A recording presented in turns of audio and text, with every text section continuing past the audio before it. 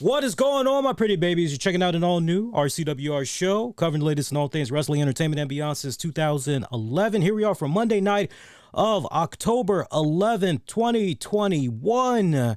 Here we are. October is already here. Can you guys just, for a minute, just take a step back and really marinate on that for a few ticks? This calendar year, to believe that it's almost over and done with, when you really take a step back and you really think about it, we have about, at this point, At this point, about 10, 11, 12 weeks left for 2021. That is just crazy when you stop and think about that. Time has really been flying by this calendar year. I don't know how it is for you guys. I just can only speak for myself personally, and time legitimately has been going by really, really fast. And if you've been listening to enough of the shows off and on this year alone, I have been saying that a lot, and I always end up saying either I'm having way too much fun or I just have my hands dipped in so many different things that it's been kind of hard for me to kind of make sure I'm taking a step back and I'm really smelling the roses and everything. I don't know what's going on, but yeah, man, this is just, time has been flying. Let me tell you guys. Appreciate y'all that's tuning in live and are going to be checking this out for on demand and the downloads. As always, love you guys. I hope your weekend was fantastic. Mine's pretty good.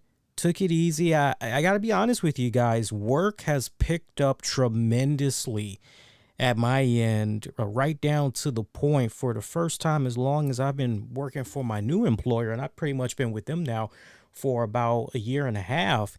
First time ever on the weekend, they actually gave me a call butt face early in the morning, trying to see if I could come in ahead of, I was already scheduled to come in, but they were trying to see if I could come in like 10 hours or something like that before my shift was to start, because they have been down bodies significantly. They have been down bodies. And it was so crazy because by the time I get to work, I was told, not asked, but I was told, hey, this coming Wednesday, you got to work, blah, blah, blah, blah, blah. It's like, and I said, you asking if I could do it, or are you telling me I need to do? And it was so funny because my boss didn't even have the cojones to face, hey, this is what I need. He pretty much was just laying low in the cut in the office that whole day. Hilarious. But yeah, work's been really, the hours has just been picking up this week alone. Hours have picked up. So I am going to be in the middle of a 5-day stretch this week. I'm not looking forward to it. I tell you what. But you know what? Like wifey was telling me, hey, not only could we tap into that money, really utilize it, but look, we got the vacation coming up next week. So like, just enjoy this last hoorah for all it's worth, because you got classes afterwards. They ain't going to be able to touch you pretty much after that. It's like, yeah, that's true. So for me, a little hectic. So in regards to tonight's show, I do want to try to have a nice, honestly, if we could do about 90 minutes strong, that's fantastic. If we could do 90 minutes strong, because we're going to be right back here on Wednesday for you guys. I promise you all. But look, before we dive any further into the show tonight, we got some serious breaking news that we need to get into. And if you guys were just all into your wrestling tonight, but you are into the football, then this may have passed you. It depends. Either you did the back and forth flipping the channels like I usually do on Monday nights, because Monday Night Football's backing on, or you may be hearing this for the very first time. Hell, you may already kind of know what's going on. You just need more context because you probably checked out the title of this episode, depending on where you're checking out the stream and everything. But football news talk, man. Jon Gruden, head coach of the Las Vegas Raiders, formerly the Los Angeles Raiders, he has resigned as their head coach amongst this email scandal that went down. Man, that email scandal, I mean, it was just honestly white hot as we were going into the weekend. It was white hot. If you had watched the Sunday night football game that went down between the Kansas City Chiefs, as the Kansas City Chiefs were taking on, oh God, what was the other team? What was the other team? I'm trying to think right now. Who was the other team right now? Was it the Chargers? No, it was the Bills. It was the Bills. Coming back to me now. It was the Bills. The Sunday night football game between the Buffalo Bills and the Kansas City Chiefs. We heard at great length Tony Dungy and Mike Tirico comment about the situation. I know there's a lot of people that's kind of doing the memes and everything right now with those guys. And, we got to make sure that we don't lose context about the character of these men individually, especially Tony Dungy. Tony Dungy is one of those old school type of people. He is a man of high faith, and I'm not making excuses for these guys.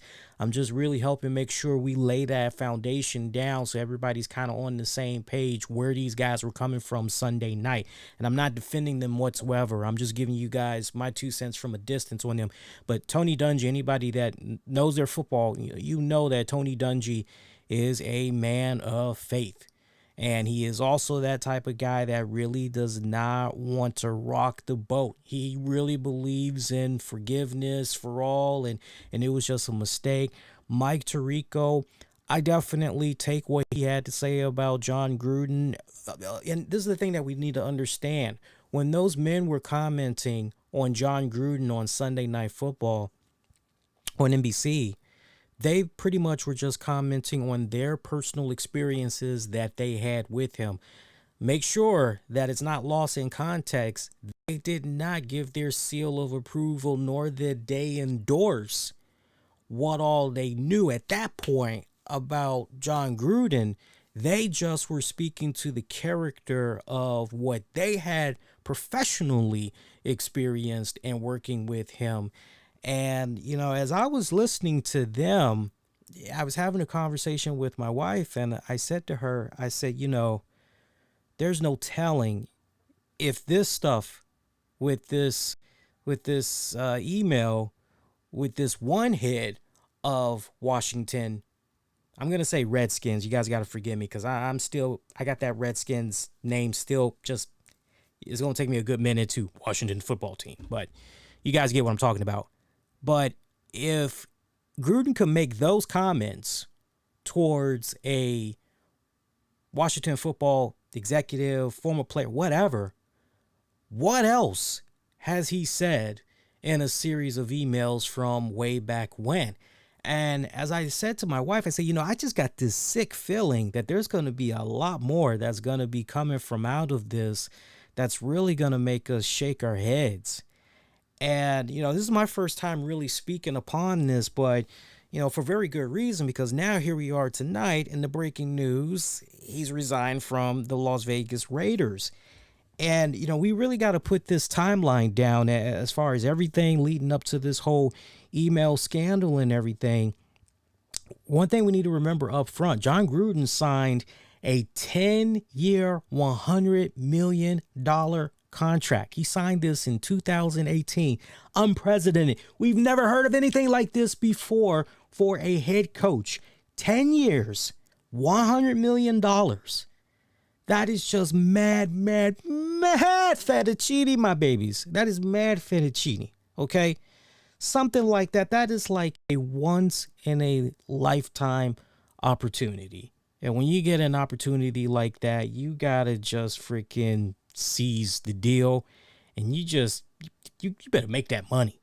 You cannot be stupid. You cannot be reckless. You better make that, but you'd be surprised. So everything goes back to a Wall Street Journal report on Gruden that he used racist language to describe Demarius Smith in emails discussing the 2011 player lockouts, writing, and I quote, Dumboris. Okay, so he's calling this guy a dumbass in the way he's mispronouncing his name, and he's also at the same time calling him boring as well. But he says Dumboris Smith has lips the size of Michelin tires.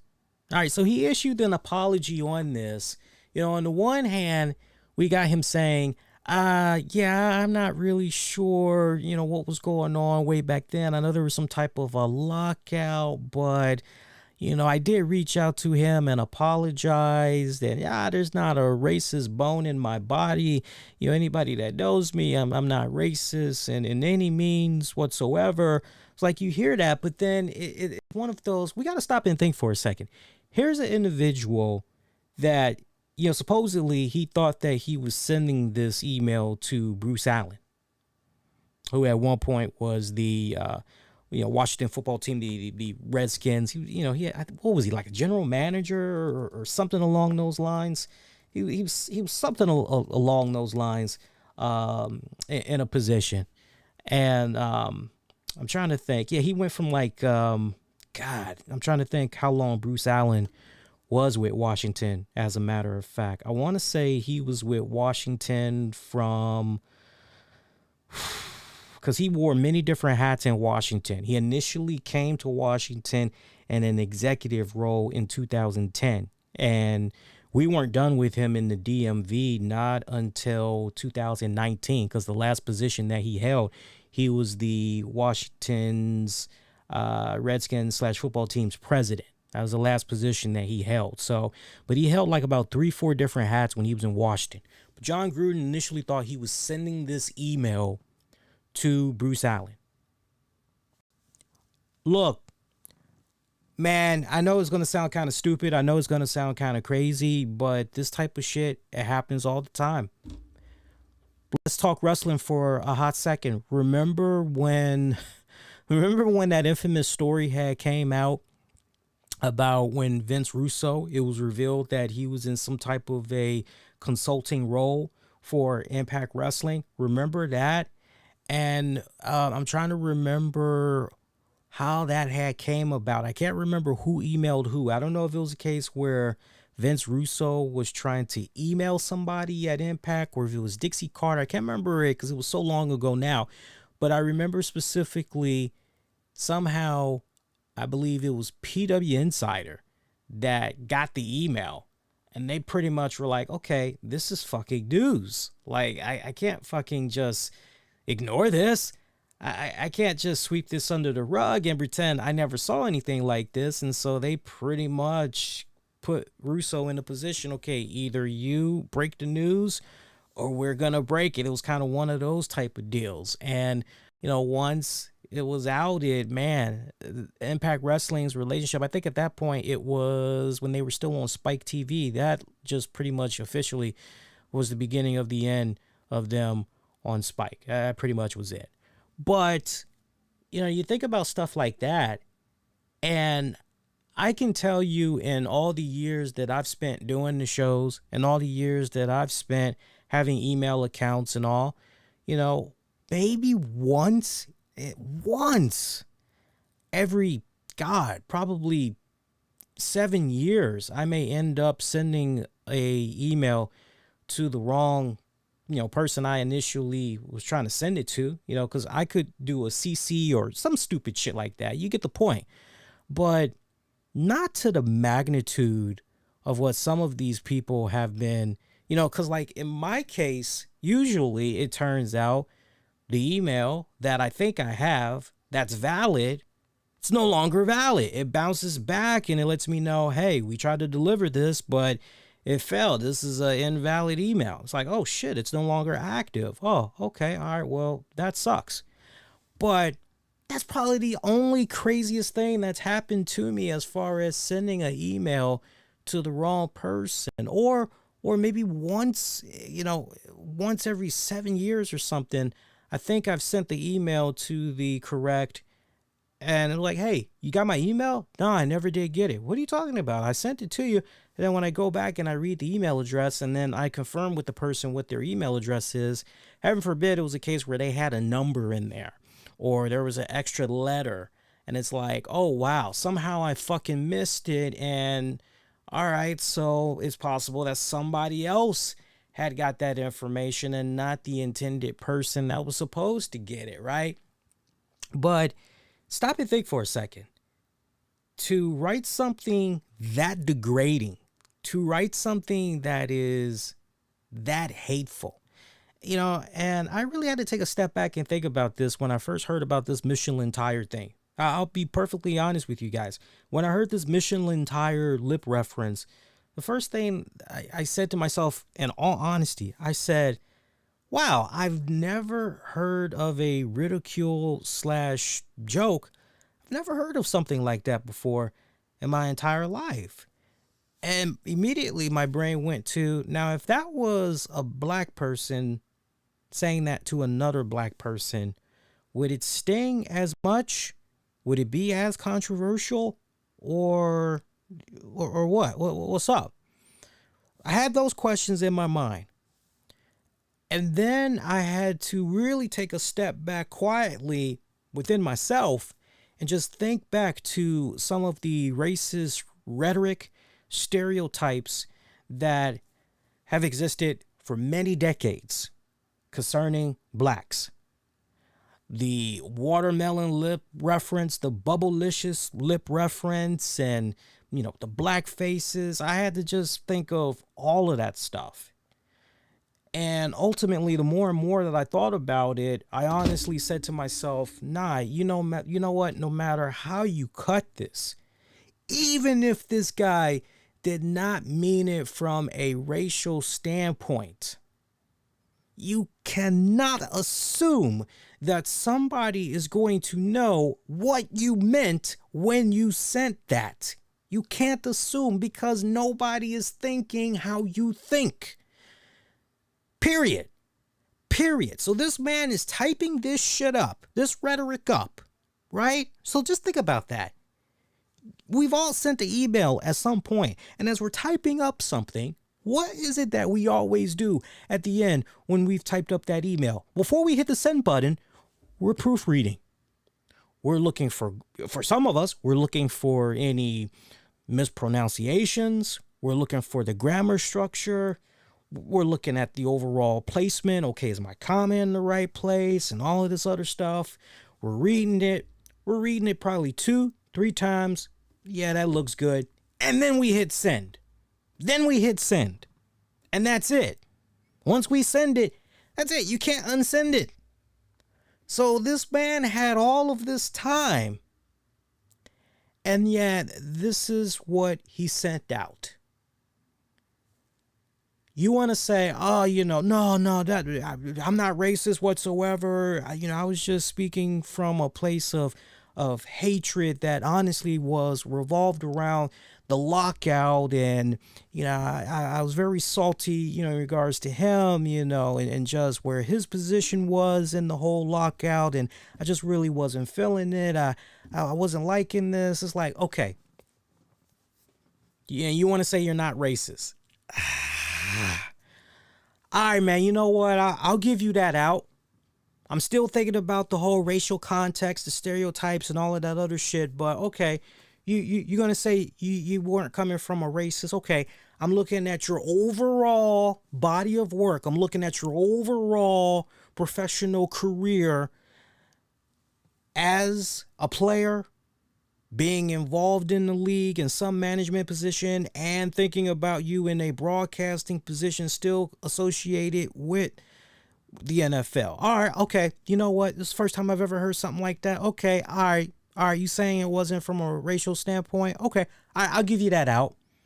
But I don't know about you guys. My mind was, well, shit, if that was uncovered, what else is there? I'm still looking at this guy kind of cockeyed and side-eyed going, I hear you, but I'm not looking at you the same way again. I don't really trust you. Your next step going forward from here on out is what I'm going to be paying attention to the most, because I really want to see action behind your words. And if you're really all about helping me and my people, if you're all about being part of the healing process, getting the dialogue going, I want to feel, I want to see your actions rather than hear.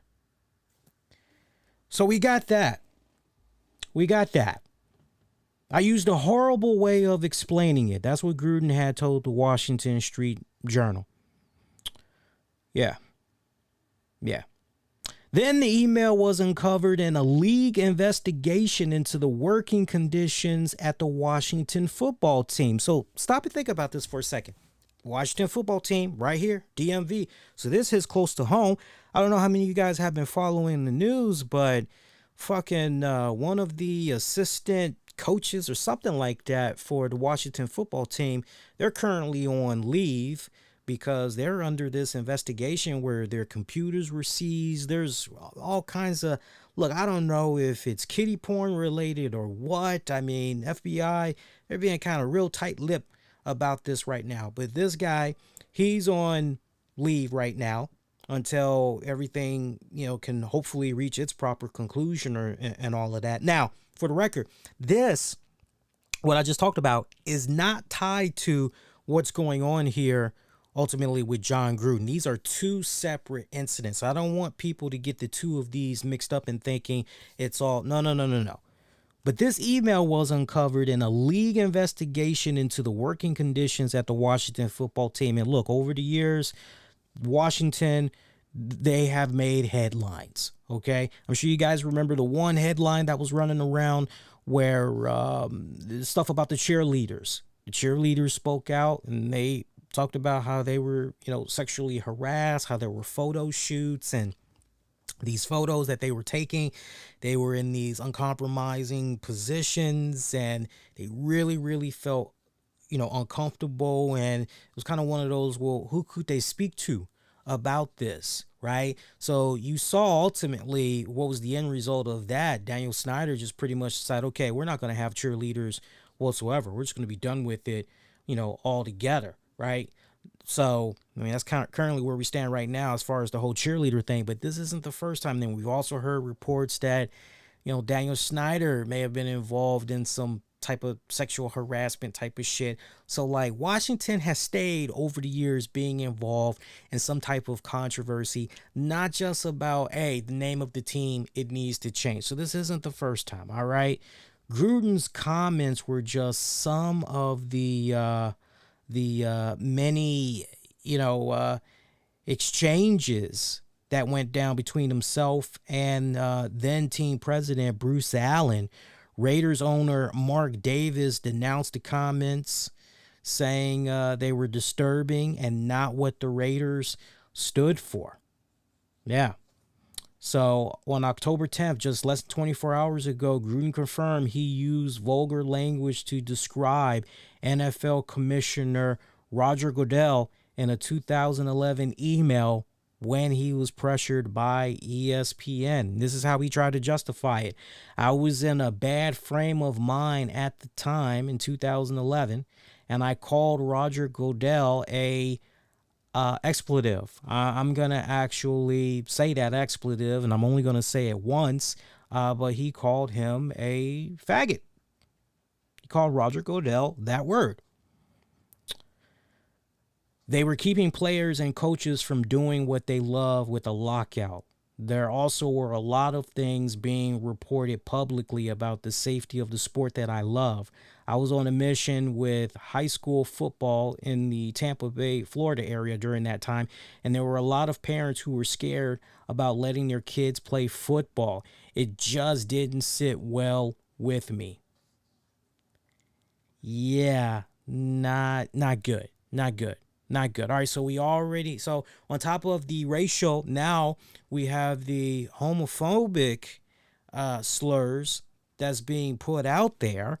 Okay, I understand feeling frustrated. I understand feeling as though, man, what the hell is going on with this sport that I love, that I contributed to for so many years?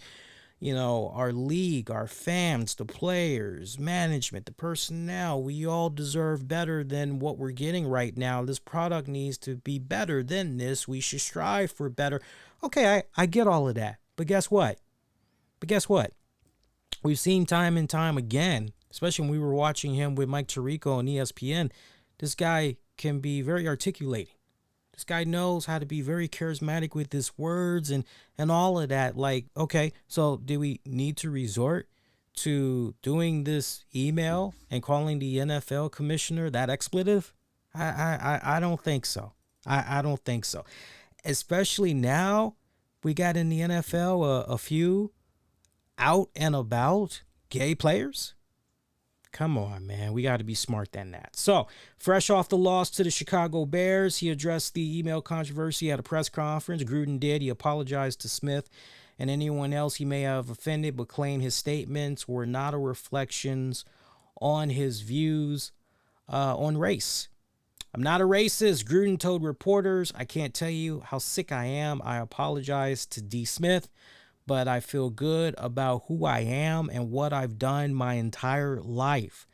I had no racial intention with those remarks at all. I'm not like that at all. I apologize.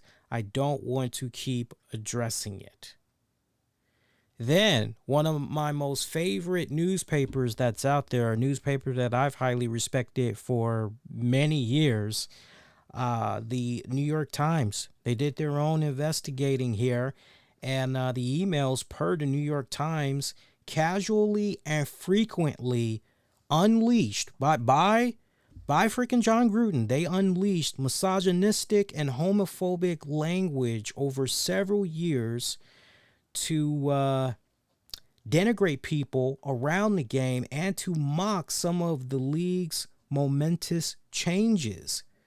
These messages sent to Allen took aim at the league's first openly gay drafted player and Michael Sam, the league's first female official, the league's efforts to reduce head injuries, and the pregame protests that became a point of debate toward the end of the last decade. So, I mean, just really stop and think about all of that. These emails that we're talking about, this all spans during the course of 7 years, going all the way up to 2018. Yeah. And we've got all this shit that's basically here on our plate today.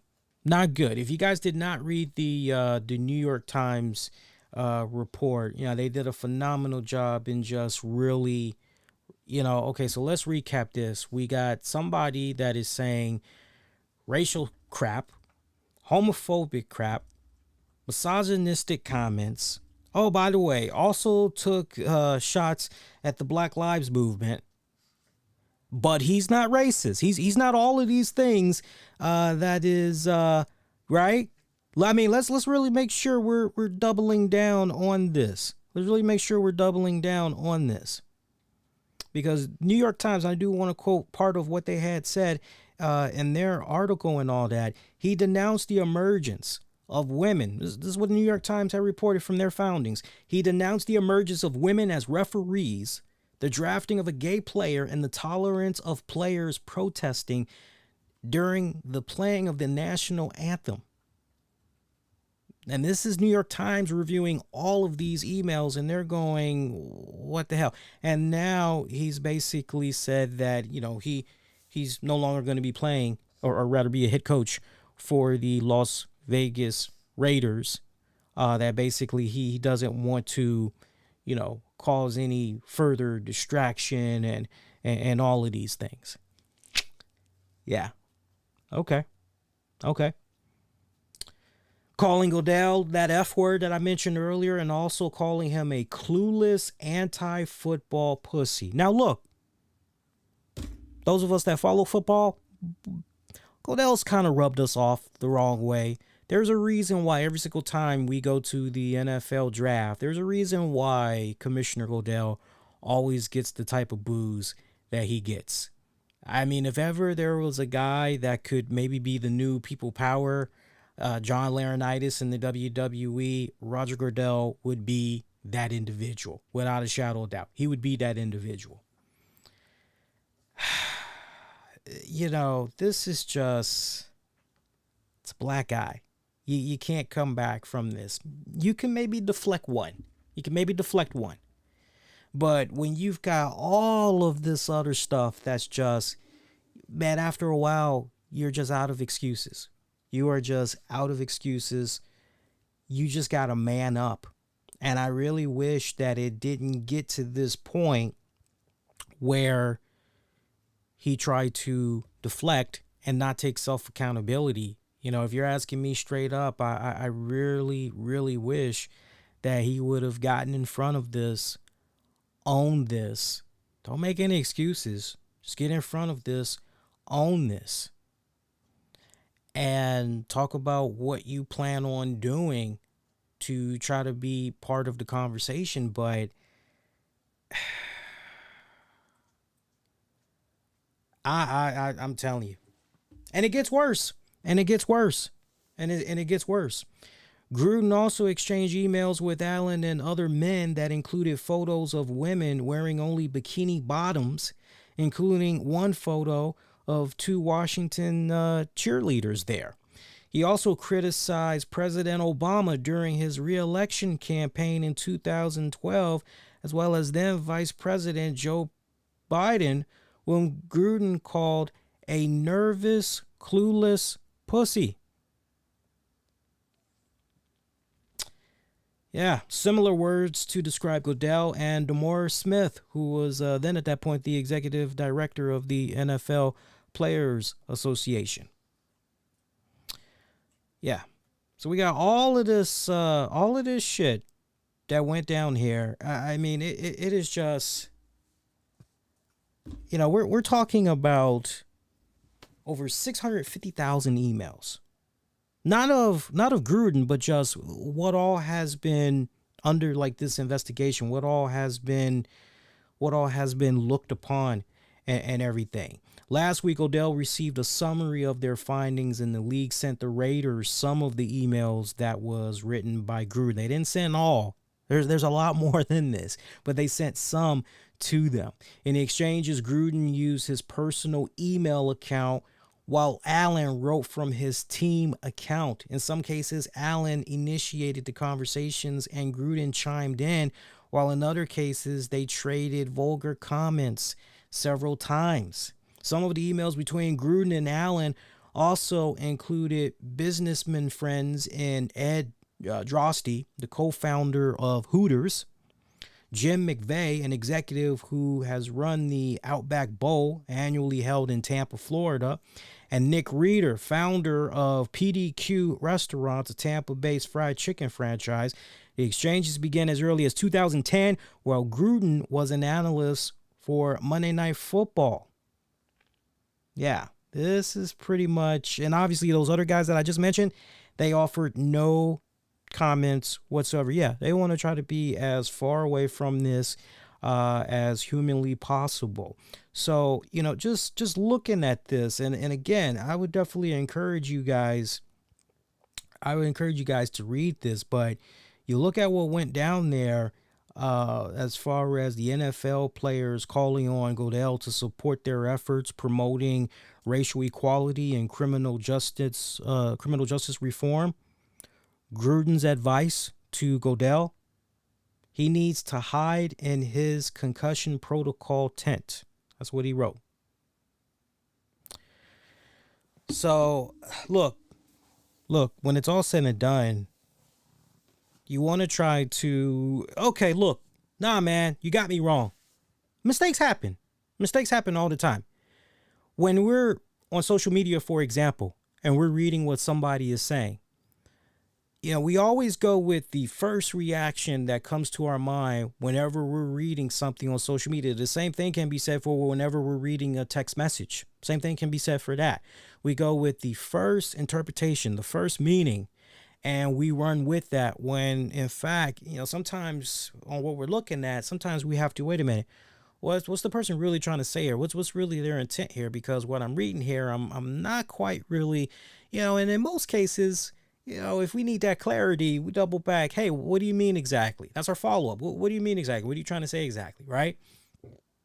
And, in this particular case, all right, one mistake, okay, all right. Long track record, never heard of anything of this magnitude before. Okay, I'm willing to give you the benefit of the doubt. Still going to look at you a little bit cockeyed. I'm going to be leery of you from here on out. But when you got all of this stuff, just the totality of it, there's no way you can just bat all of these down in succession and come away unscathed. It's impossible. It's just impossible. It just gets to that point where it's like, man, you're running out of fingers as far as pointing into the other people. Sooner or later, you got to take self accountability here. So, what's up? What's up with that self accountability? And look, I don't know about you. I don't know about you all, but I'm being straight up honest here. Being straight up honest here. I don't have a racist bone in my body. I don't. But if there's one thing that I cannot tolerate whatsoever is individuals like a Jon Gruden that will, say and put up a good front in front of the cameras. Good showboating and all that. But behind closed doors is pretty much a different story. And I just can't help but say to myself, damn, Gruden, you putting all this shit that's out there, right? And then look, I don't know anything about Jon Gruden's personal life, as far as if he's married, if he has kids, all that shit. I've never probed into his personal life before. I know that with Cindy Brooks, I think that's somebody that he had married. Like, they go back to the 80s or whatever. But as far as like kids and all, I just can't help but say to myself, if this guy has kids, and heaven forbid one of them is a daughter, I just can't help but say to myself, man, what type of message? You understand what I'm saying? I mean, that's just really stop and think about that. Think about that for a second. I think it's cool that in 2021, we're in this day and age where you look across all of the sports, we now have female officials that's crossed over. We now have female assistant coaches and pretty soon female head coaches. I think that is so awesome that we're in this day and age where we're really, really, okay, let's not just let it be about gender. Let's not let it be about race, because that's something that black athletes in particular have been fighting for so very long, across all the sports. Even right down to you look at what Bubba has been doing for NASCAR there. I'm very proud of what Bubba has been doing for NASCAR, really opening it up and essentially putting more eyeballs on the product.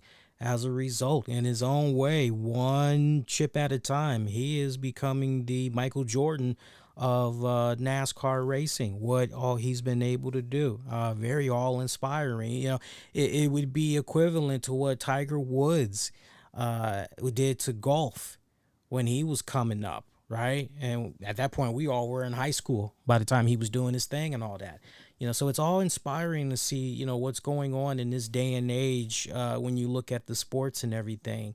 At the same time, there are things that are happening outside of sports that are affecting these athletes, that are affecting personnel, that are affecting management, and they want to try to do their very best to tackle these important matters head on, because they know that they aren't the only ones that have to deal with this, but the communities as well.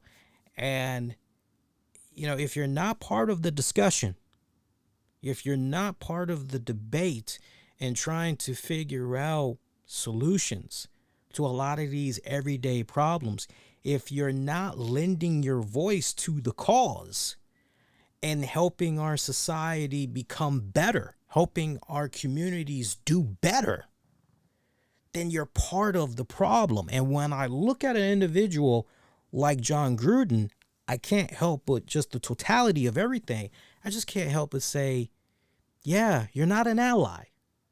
You're not an ally about all things that's going on with the Black Lives Movement or the LGBTQ movement or just whatever that's going on. It's like you're not really an ally. You're not an advocate. That's crystal clear. That is crystal clear. Why should this individual continue to be compensated, right? I mean, think about that. Why should this individual continue to be compensated when it counts the most, they are a blatant homophobic, racist, misogynistic asshole? Why should that continue to be rewarded? So I appreciate the fact that Las Vegas upper management, they pretty much put their foot down. I would imagine it was kind of one of those, look, either you resign or we're firing you. And I'll say this in closing of this, there's no way sign this contract in 2018 for $100 million. And, all right, so here we are about almost 3 years here into the deal.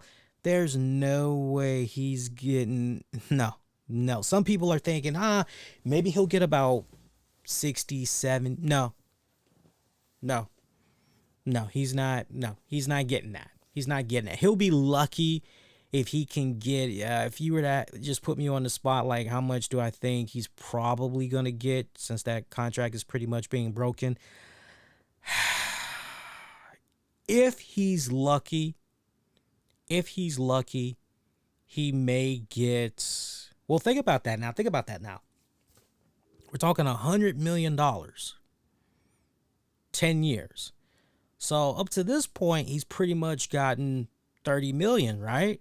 I mean, you could kind of make that argument. I mean, because you could pretty much say, all right, motherfucker's getting $10 million, dollars a year, basically. Okay.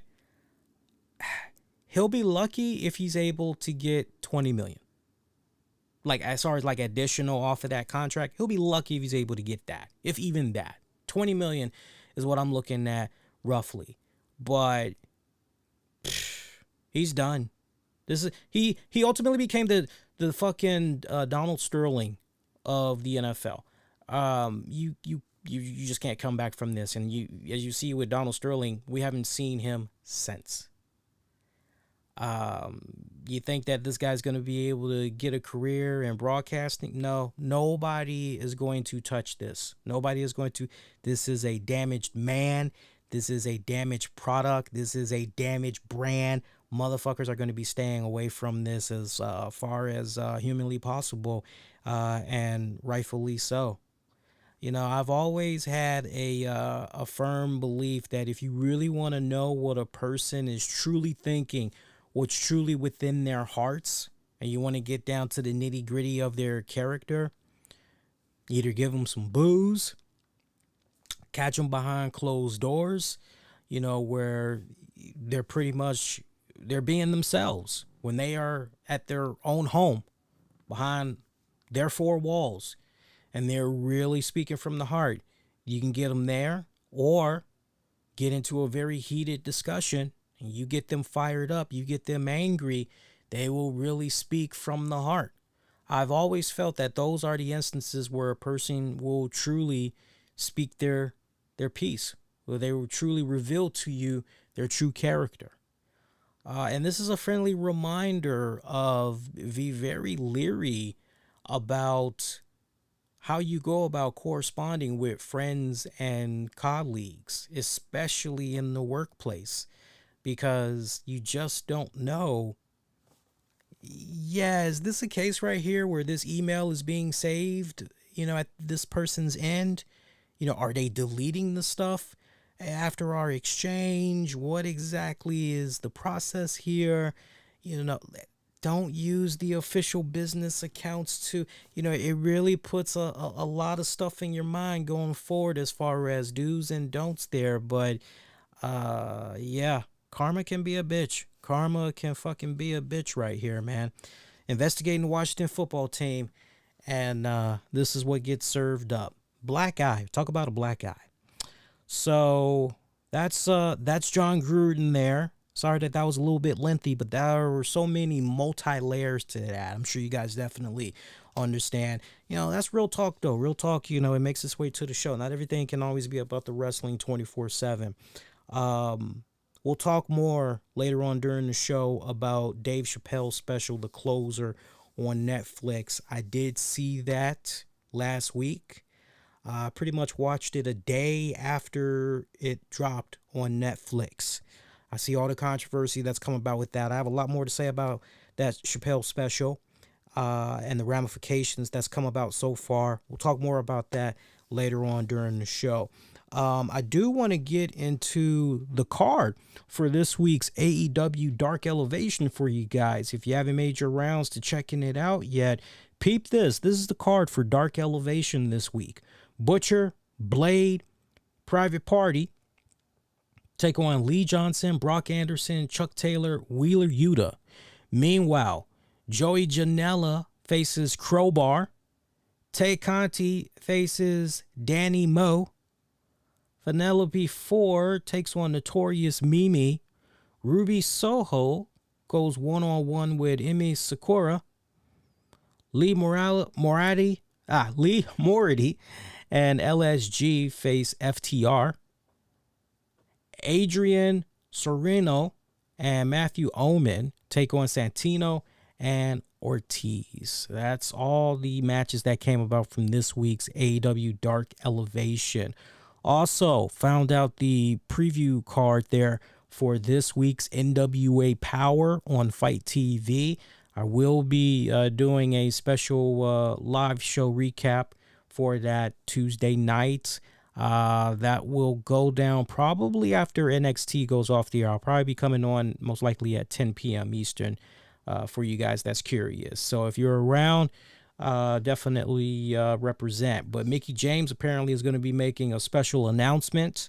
There will be an NWA TV title match as Tyrus defends his TV championship against Jordan Clearwater. Meanwhile, semifinal tag team tournament match as Kratos and Aaron Stevens take on The End. There is also another semifinal tag team tournament match as Hawks Aerie faces Saul Renaro and Mims. Meanwhile, Camille and Tom Latimer address the Strictly Business controversy that went down there with Nick Aldis. Kylie Ray, Chelsea Green, and Melina are going to be showcased in a podium spotlight interview segment. So all that's going to be going down.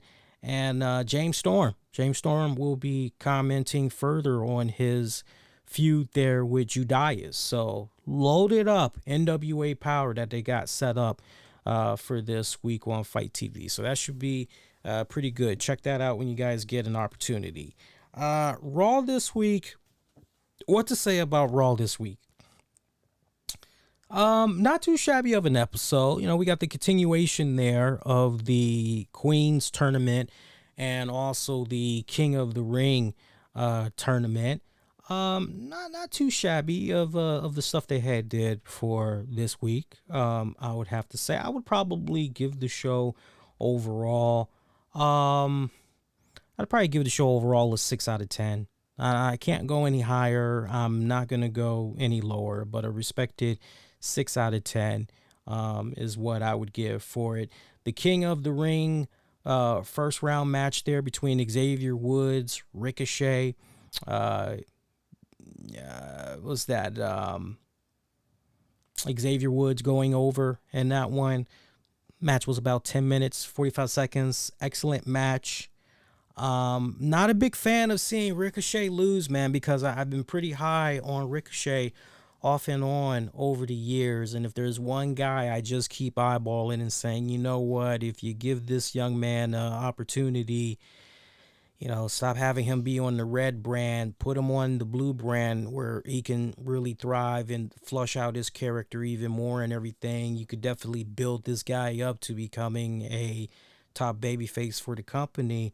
You know, a guy like Ricochet is someone that I'm eyeballing, so I wasn't exactly a fan of seeing him lose, but at the same time, the prospect of Xavier Woods and Kofi Kingston maybe meeting in the semifinals, I have found that to be rather intriguing, especially the way they kind of teased it early in the night there before Xavier and Kofi even had their King of the Ring tournament matches. You just kind of felt it was a foregone conclusion that these guys were probably both going to advance in their respective matches, and maybe there was going to be some type of a meetup there, but that's not how it came to be. We'll talk a lot more about that later on, but I like what I've been seeing these past several weeks of Xavier Woods and getting these crowning moments here as far as a singles competitor. And I love the extra drive we've been seeing and storyline of the Woods character being obsessed with winning this tournament. And I tell you what, when you just look at the totality of all of these things, and then a milestone singles victory there over Bobby Lashley, right? You just look at all of those things that's going on, and then also adding into account that Xavier Woods has never really gotten that true significant singles run that just, oh man, right? This run in the tournament for him, this would be it. If there was ever a time to pull that trigger, it feels like the right moment is right about here, and everything. So we saw the breakup there of Cedric Alexander and actually no, Mustafa Ali and Mansoor. We saw the breakup of them. That pretty much came as a result of pretty much a squash match that went down between Cedric Alexander, Shelton Benjamin of the Hurt Business, Michinoku Driver on Ali for the pin. Came at about 90 seconds. Post-match, Mansoor tries to help up Ali, but gets shoved on his Keisha. Later on, backstage area, Mansoor and Ali, they have an exchange of words. Mansoor is trying to understand what's going on with Ali, and Ali pretty much pushes him down again, beats him up, and pretty much tells him it's over. I can't work with you, right? I mean, we kind of saw this coming a mile away, honestly. The real question is, do we give a shit? That's the real question. Do we give a shit? And sadly, this is a case right here where most fans, they honestly, most fans don't really care about this. They've probably tolerated it, but they really don't care for this. So, but look, two talented guys without a shadow of doubt. Mansoor, Mustafa Ali, two extremely talented young men, and I would imagine that coming up at Crown Jewel next week, we're gonna be seeing them on this card. I mean, you would like to assume that. We'll see. Queen's Crown Tournament first round match. Dana Brooke taking on Shayna Basler. Match was over at 1 minute 25 seconds. Yeah, people were already complaining about some of the women's matches on SmackDown being shorter. Well, they topped themselves on WWE Raw this week. Try 1:25. Squash match right here. Shayna Basler going over. Riddle taking on Omos. This pretty much was over at 2 minutes, 29 seconds. You kind of noticing a pattern right here. Other than Xavier Woods and Ricochet, which was like over 10 minutes, everything's been 2, 1. You got a lot of time to be killing right here, man. A lot of time to be killing. Yeah, Omos was just destroying the hell out of Riddle in this one. Kick to the head. Choke bomb finish on Riddle. Like I said, 2 minutes, 29 seconds. Post-match, Orton's music hits. No Orton to be found. AJ's turning around, trying to see where Orton could be coming from. He actually ends up sending Omos outside the ring to watch. Somehow, Orton gets inside anyway, hits AJ with an RKO, and escapes. That's all that went down. Bobby Lashley had probably, big fan of the Almighty, but this was not one of his strongest promos. And let me explain to you the reason why this was not one of his best promos. Pretty much he reiterated, everything that he pretty much had laid out last week and everything. But at the same time, where this promo really struggled, I felt, for Lashley, was the fact that it was so long and it was unnecessary. That was the other thing. This was unnecessary. I think, honestly, WWE should have really been smart, particularly right here, and just done a video recap of what all went down last week between Lashley and Goldberg, that would have sufficed. It really, honestly, legit just felt like Lashley was out there just killing time. Look, it wasn't incoherent what Lashley was putting out there. It just didn't really have the same delivery as some of his stuff he's been putting out the past couple of weeks, since he's pretty much been a solo act and everything. If there was ever a time where this is kind of one of those nights where you could use an MVP and you could just kick back and just bounce off of that instead, this definitely would have been one of those nights where Lashley could have just take it easy and let MVP do a big brute, be the brute force of the work for this one. But yeah, not one of Lashley's finest moments on the microphone. Should be a good match coming up though at Crown Jewel. Should definitely be a good match coming up at Crown Jewel. Looking forward to checking out that match, seeing what those guys are going to be able to do. Jeff Hardy, Austin Theory going at it. Another squash match right here. This was about 2 minutes, 6 seconds. Hardy does his usual swanton bomb, misses. Theory gets the roll up. Big whole handful of pants there for the pin. Was very curious to see where they were going with this. And the fact that they went with Theory with the dub there, I got to say, I told you guys last week, I'm most curious to see how they're going to be doing Austin Theory here. You can't just serve him up to Jeff Hardy, because after these brands are supposed to split and officially do their thing October 22nd going forward, that's it. So if you got Theory on the main roster here, how exactly are you going to build this young man up? Was my main question here. It didn't really feel as though it made sense to have Jeff Hardy pretty much come right back, get his little victory and all that over Austin Theory. But at the same time, I told you guys, if there was ever somebody I'm looking at on the roster that I have legit concern about as far as they could potentially be the EC3 of the WWE, I said to you guys, Theory is one of those individuals. Just the vibe I'm kind of getting so far. Hopefully I'm wrong, but huge relief to see how they were going about things here with Austin Theory.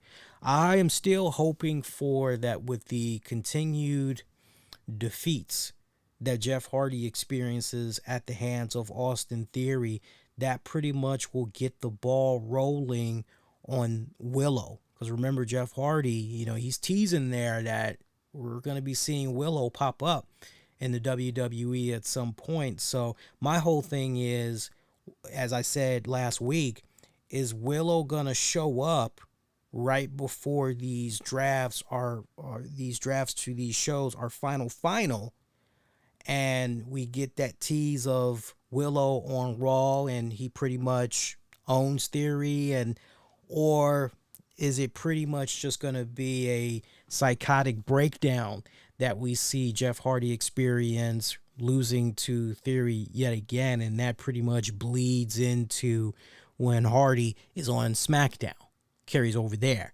We got like what?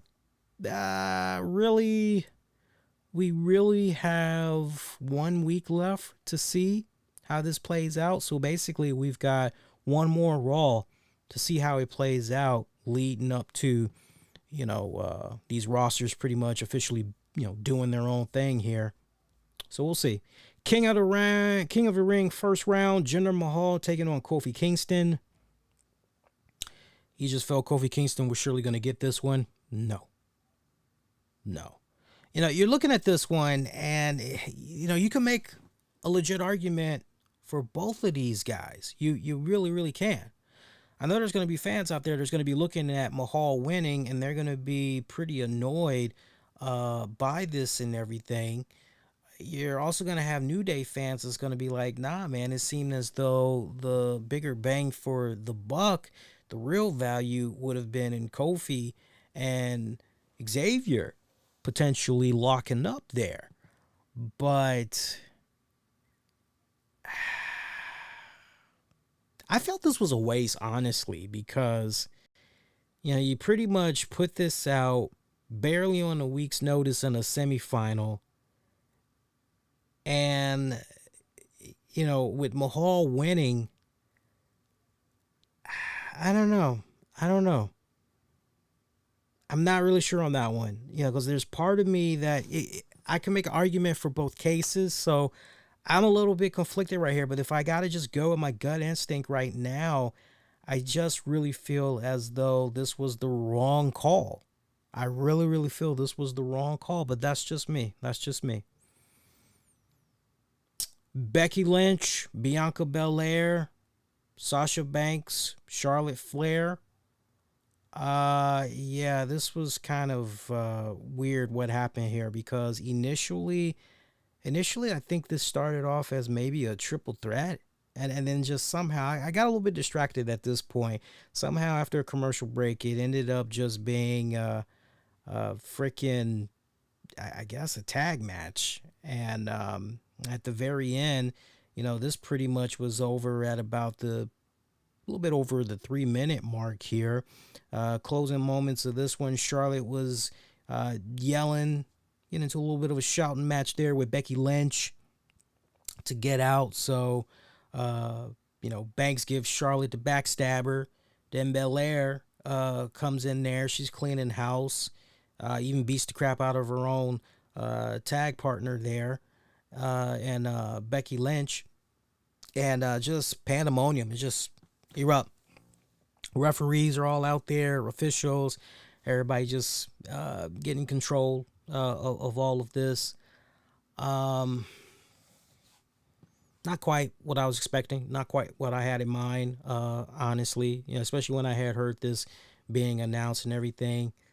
It really comes off to me as if Charlotte is going to be the one to win this and everything. And then thinking about what's going on next week, I just kind of really feel that Charlotte is going to continue to steamroll through the competition here, at least for now.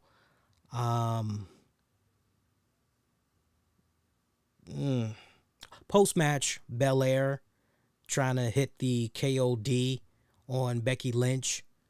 Wasn't able to. Just a whole bunch of continuing chaos was going on here. It was okay. It was okay. A little rough in some areas, but I'm telling you, notice the pattern right here. 2 minutes, 3 minutes, 1 minute. Not really banging tonight. Another Queen's Crown Tournament first round match. Doudrop defeating Natty. This was over in like less than 3 minutes. Doudrop picking up the victory there with a small package.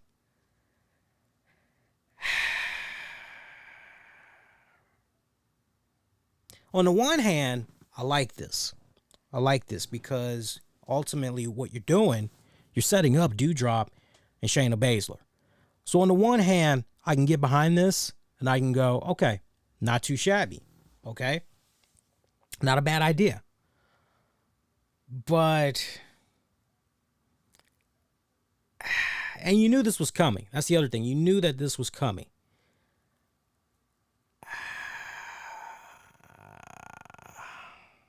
I don't know. Here's what I don't know. Here's why I'm a little bit conflicted, because I think about Natty, and man, we just saw Natty and Tamina lose those women's tag titles. And now it's just pretty much, yeah, thanks for coming. And look, I love the fact that Natty's doing her part. She's paying it forward. It's all about helping these newer, younger breakout stars, get their time to shine and everything. So, so there's also that part of me that, that can appreciate that as well. But, not for nothing, there's that part of me that was actually kind of hoping that Natty would go a little bit further here into the tournament. But really taking a step back, looking at the bigger picture, okay, an ultimate Doudrop, Shayna Basler,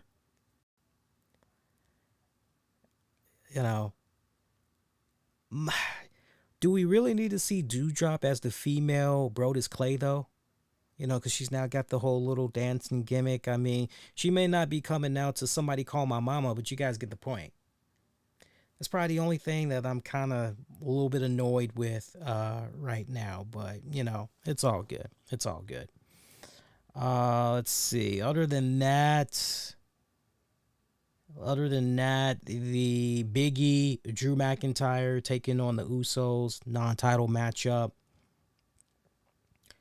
Pretty much the way this one ended, there was a brawl. Now, this one went about 15 minutes for your main event. This one went about 15 minutes.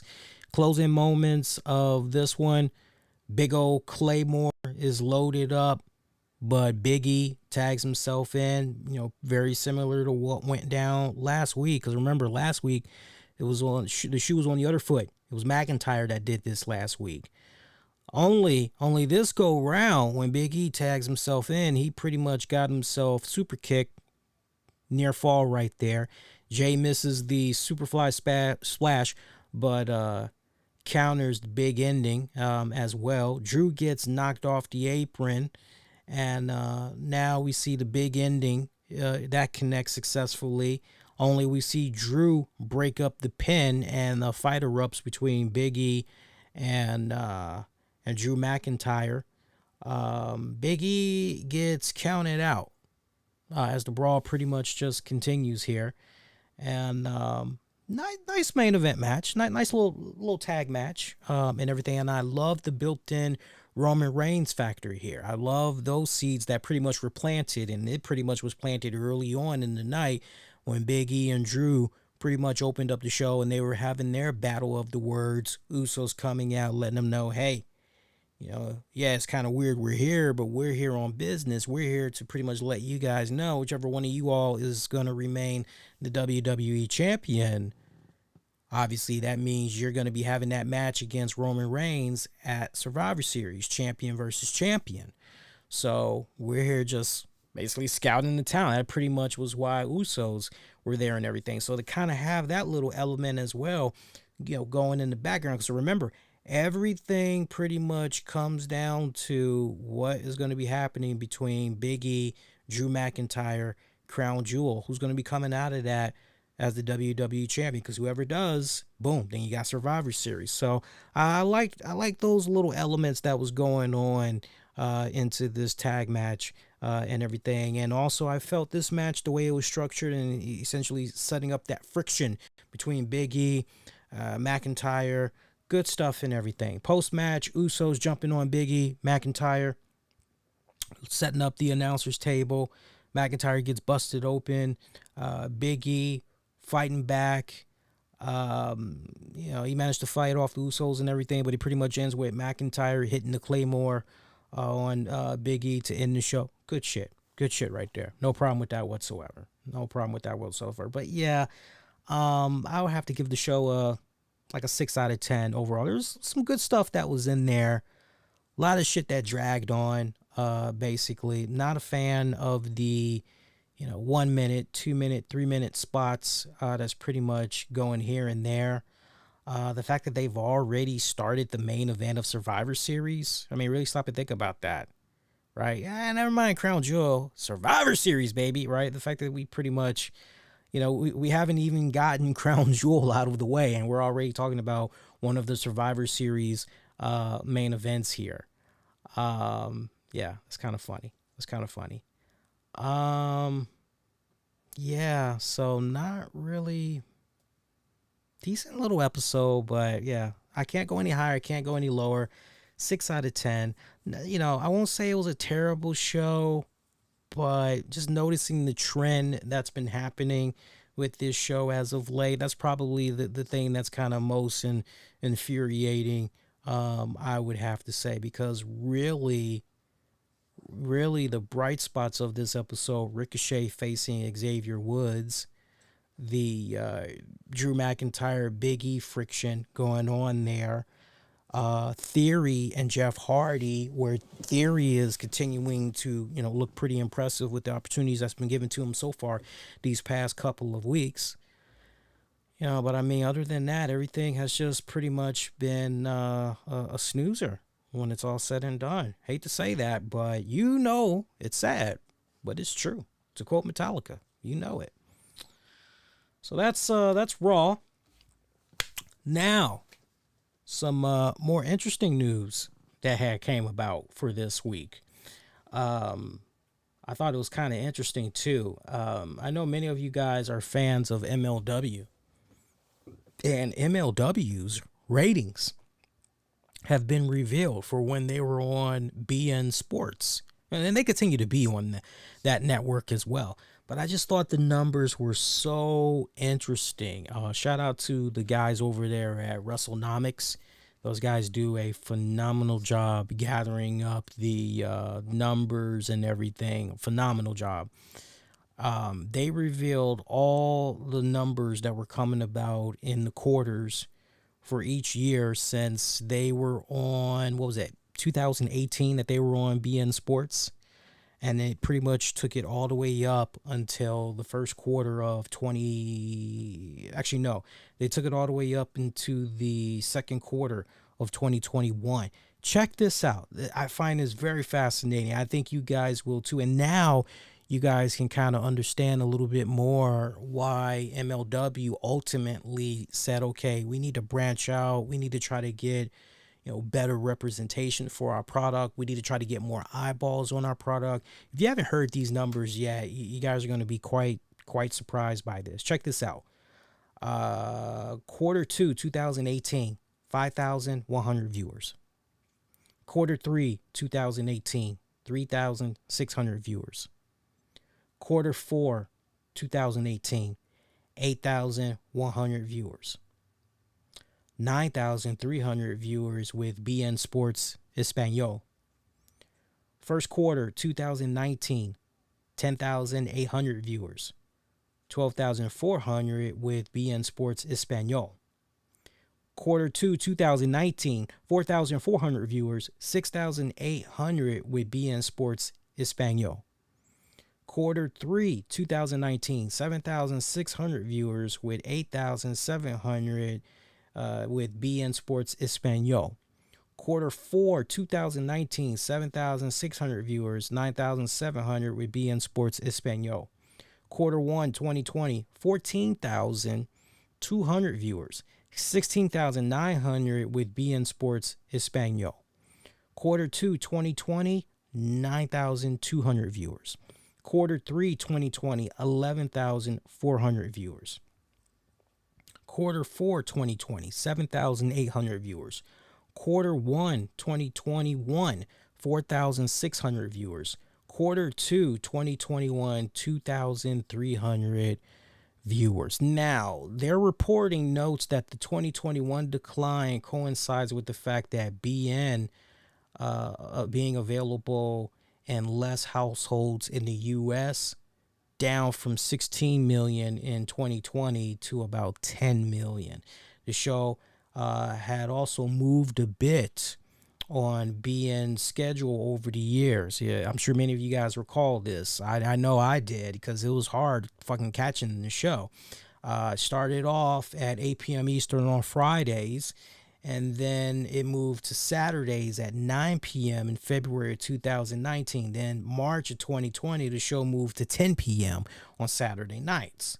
The show airs not just on BN Sports, but it also airs on several other platforms, as you guys know, including YouTube. But that's just a snapshot as far as what specifically has been going on there with BN Sports. And MLW President Kurt Bauer, he actually released a statement to WrestleNomics saying BN has been a good partner, and we're now in our third deal with them as we outperform most of their other programming. The big soccer game still crush. We're talking about expanding on BN Sports with an MLW Challenger series. It would be 30 minutes, filmed in Miami, possibly live, to be determined. My goal is to always put eyes on the series plus rights fees. So that's why we don't just do BN for Fusion. We do Fubo Sports Network, YouTube, Roku channel, BN Espanol, etc. So I mean, that's nice to know and everything. And I mean, look, I think it's good that the more outlets that you're on, the more eyeballs that you're able to get on your product, the better. You shouldn't just settle for, and I think that's the main message that really needs to be stressed right here, and that's anybody that's been a long time MLW supporter. You guys know, I mean, they're all over the place. There's many outlets where you can go check out the same episode, especially if, I don't think I have access to BN. Or, man, every time I turn around, they seem to be changing when this show is supposed to be coming on. There's a lot of folks, including myself, that's just, you know what, I'm just going to go to YouTube. I'm subscribed to the YouTube channel. I'm just going to go to the YouTube channel. Fuck all that noise with BN, right? So I mean, the more eyeballs that you're able to have on your product and everything, the better. You shouldn't just settle for one outlet and basically put all your eggs in the basket with that one particular outlet. You should be able to do and honestly, kudos to BN Sports for even saying MLW. Look, yeah, go ahead. On top of you airing on our joint, yeah, go ahead. Continue to do YouTube. Continue to do Fubu. Continue to do Roku. Continue to do. That's really awesome, Tim, because they could have easily kind of structured the deal in a way where it's like, no, we get first dibs, and you can't release these episodes for, a week, 2 weeks. We get first dibs on first run episodes. They could easily do it like that, and then it's a headache. I'm most curious though. I'm most curious to know what would happen. And see, we really don't know the numbers, but I would be very curious to know. And my challenge to the WrestleNomics guys, if they can even get a hold of that information, I'll probably email them too and ask them this. I'm curious to know how the numbers have been doing for NWA. Not just with the pay-per-view buy rates, but what's been going on with the NWA Power shows. I'm curious to know if they're getting similar numbers to what's going on here with MLW on BN Sports, or if they're getting 2 times, 3 times, 4 times the numbers. Because if so, that would be a very, if Kurt Bauer and them, if they haven't entertained Fight TV yet, I mean, that's definitely something that they should strongly consider, a new avenue there in itself. They should strongly consider it. By the way, I got to check out what went down with their new show that they're doing, Fightland, on Vice. I've yet to watch that. I've got Philo TV, so all I got to do is just go in. I'm sure I could probably add the debut episode to my library, my DVR series, and I could probably check it out that way. I'll let you guys know. By the way, while we're still talking about MLW, shout out to Hammerstone, Alex Hammerstone. My God, that guy, man. I don't know if you guys saw what happened with his foot, but he injured it in that match there with Jacob Fatu for the championship.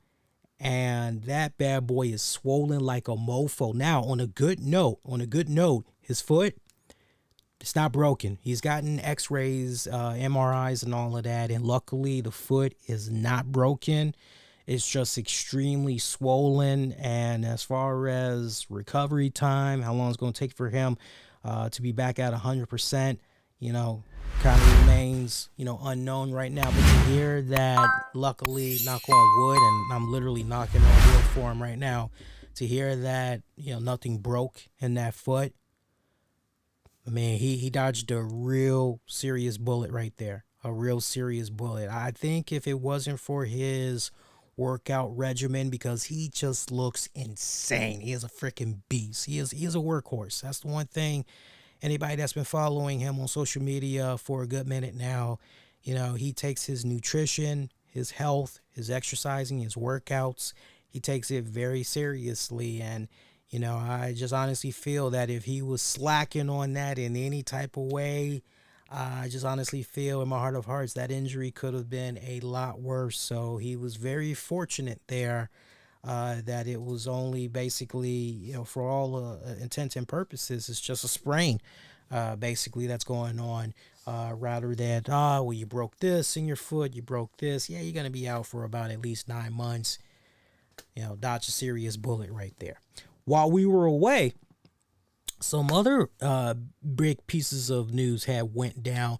It's nice to be able to talk about this for the very first time. We teased this last week because we didn't do a show on Wednesday, but we did talk about it Monday and on Tuesday's show from last week, and that was, hey, there's rumblings here that there's supposed to be a WOW Women of Wrestling press release. Okay, well, hopefully it actually goes down because we stay for, God, 2 years now. Some news is coming. Something's going down. Something's going down. Hell, even my colleague in Julian Cannon, even he at one point had some news to report. He thought he was going to be able to report on something, and it didn't come to fruition. I don't know if it was a case where, I think it was most likely a case where they kind of just backed out and they were like, nah, we're good. We're still kind of putting everything together and everything. But wow, Women of Wrestling, they're going to be coming back, and they're going to be coming back in a very huge, huge way as they are partnering up with Viacom CBS. So that is fantastic just to hear Viacom CBS. I've done my research on Viacom CBS off and on over the years, most recently during one of my classes, because I had to do an assignment where I basically noted all of where Viacom CBS, what all products, services they have their hands on. And it was just a nice follow the money pyramid joint that was going on there. So this is fantastic that they've got this deal with Viacom CBS, because when you're just looking at things from a syndication standpoint, that means they're going to be in many more households, many more eyeballs are going to be on their product. So that's great to hear, but it gets even better. It gets even better from this standpoint, as on top of that, we find out that AJ Mendez, AJ Lee, she is going to be involved with WOW Women of Wrestling. She is going to be one of their she is going to be one of their color commentators. All right, so you hear that, you go, wow, okay, that's phenomenal. But wait, it gets even better than that. Not only is she going to be one of the color commentators, but she's also going to be serving as an executive producer for WOW. So, I mean, that's phenomenal. That is just freaking phenomenal. I'm excited to hear that. I've missed AJ Mendez being involved in the wrestling business for some years now. For some years now, I've missed her.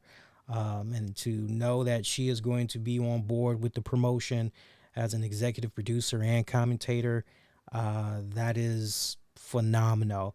And shout out to Izzy. Shout out to Izzy. I mean, man, I remember Izzy being just this small little girl, pretty much at about the time I started doing the podcasting, really. And to see how she has matured, and I mean, she's starting to become a young beautiful woman.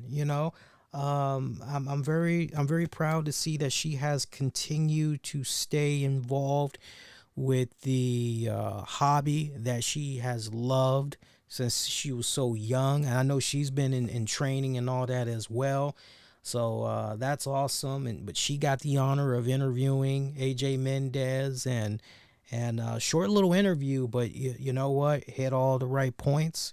AJ commenting on deciding to return to wrestling, more particular, why with WOW and everything. And she had to say, and it's, here's the greatest travesty of all of this. Here's the thing that makes me sad about this. Now we got people that didn't give a damn about the WOW Women of Wrestling promotion years prior, especially when me and Mish were talking about WOW on a weekly basis. especially during that entire run that they had going on Access TV. I can't tell you how many times, we used to get people that would either look the other way when we were talking about WoW, and then what little traction we were able to get from WoW. I know it had disheartened Bish, because he was looking at the numbers that we were doing for our WoW recaps, and he just kind of felt that, yeah, I'm not. I continued to wave that flag. My wife will tell you I'm one of those type of people. If I'm very passionate about something, if my energy is that, if I'm very high and big on something, I'm invested all the way. She constantly reminds me, she says, yeah, I know how much you love that WoW product, because she's like, I remember when you got the shirt for WoW. It's like, remember when you got the shirt? I said, yeah, yeah, yeah. He's like, you made sure you got that shirt before we went to PA.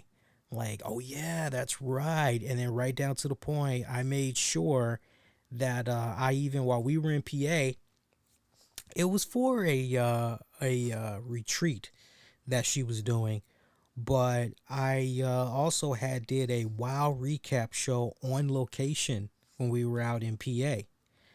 That's how invested I was. I loved it. I loved it. That was the only show I did while we were out there in PA for the days that we were out there. That was the only show I had did on location. And that's the sad part about it, is like, there were not as many eyeballs talking about the WoW product then, but now we've got, and it's a double-edged sword. On the one hand, you can be like, okay, great. They've really taken their time and they've made these necessary moves, and, all right, they're coming back bigger, better than ever. All right, more eyeballs, the certain people that are in place. Okay, people are going to be really talking about them. That's great, but don't get it twisted. The folks that have been checking out the WoW promotion way back when, they remember guys like me and a few others that, these were the ones that, before all this shit really blew up, these were the guys that were talking about it, first on a regular basis, interviewing the talents and all of that. And but it's great. It's great. Look, it's great because I've always felt, and that was one thing I always talked about passionately on those WoW recap shows, that, man, check this out. The more eyeballs that can get on this product, the better. More people that check it out, bigger voice that it can have and everything. And I like some of the things that AJ had said right here. She said that WoW is about the women. I think what's beautiful about women's wrestling is that they are such special creatures. We are a rare breed. My favorite wrestling has always been women's wrestling. I'll skip over the guys' match to watch the girls like my whole life. To see over the years how women have gone from being the most exciting part of the show to then you have WoW, where we are the show. We are the whole show. That is what inspired me. And she also commented on the new phase of her career and why the WoW role made sense given her love for wrestling and TV. She said, but also I've gotten to be on TV. I got to make all my dreams come true. I'm in a new phase of my life where I'm creating. I like a production. I have a production company. I'm a writer and producer. So to be able to connect those two worlds, my love of wrestling and my love of film and TV, and work behind the scenes as an executive producer, I could not pass it up. And for those of you curious about her maybe wrestling for a while, she had this to say. So I will say, and I say the same thing in every interview, it's always never say never, but don't hold your breath. What I mean by that is I never say never to anything. Physically, mentally, emotionally, I'm healed from everything I've gone through in wrestling. I could technically do it, but I'm so enjoying letting the next generation have their spotlight. I got to do everything I wanted to do. It really would have to be, is that challenge there? I don't think the girls need me there. I think they're going to take over the world all by themselves. So, kind of night and day almost there from when you think about the comments that CM Punk had made some months back where he was asked about what's going on with AJ. You know, is she going to come back? Is she going to wrestle? You know, he specifically talked more about things from a, you know, look, she got banged up pretty good over the years and, you know, she's all right now, but to go through that again, and that's not really something. But then he also talked about the various projects that she was tied up with, and you know that pretty much having her, you know, full attention right now. And you know, missing was that follow up. Okay, well, once these projects are over and done with, you know, is it something that she's seriously, or is she just content with? You know, gone was that question. But you know, look, I'm sure for a lot of AJ Lee fans, it would be awesome to see her, you know, back in the ring and everything. Me personally, honestly, I loved her as an on-screen character. If I could just have AJ back in some capacity, you know, as a, and I am kind of getting that to a certain degree because I'm going to be able to see her and hear her on color commentating. She's going to be, you know, essentially helping tell the stories of these women and everything. So, I mean, I think, but I would like to see her as an on-screen character. Sure, maybe managing somebody. I wouldn't mind seeing something along those lines. But the fact that you got a big name like this and with such a huge following, she's got like what, over 2 million followers just on Twitter alone. No telling what she's got on the other social media platforms.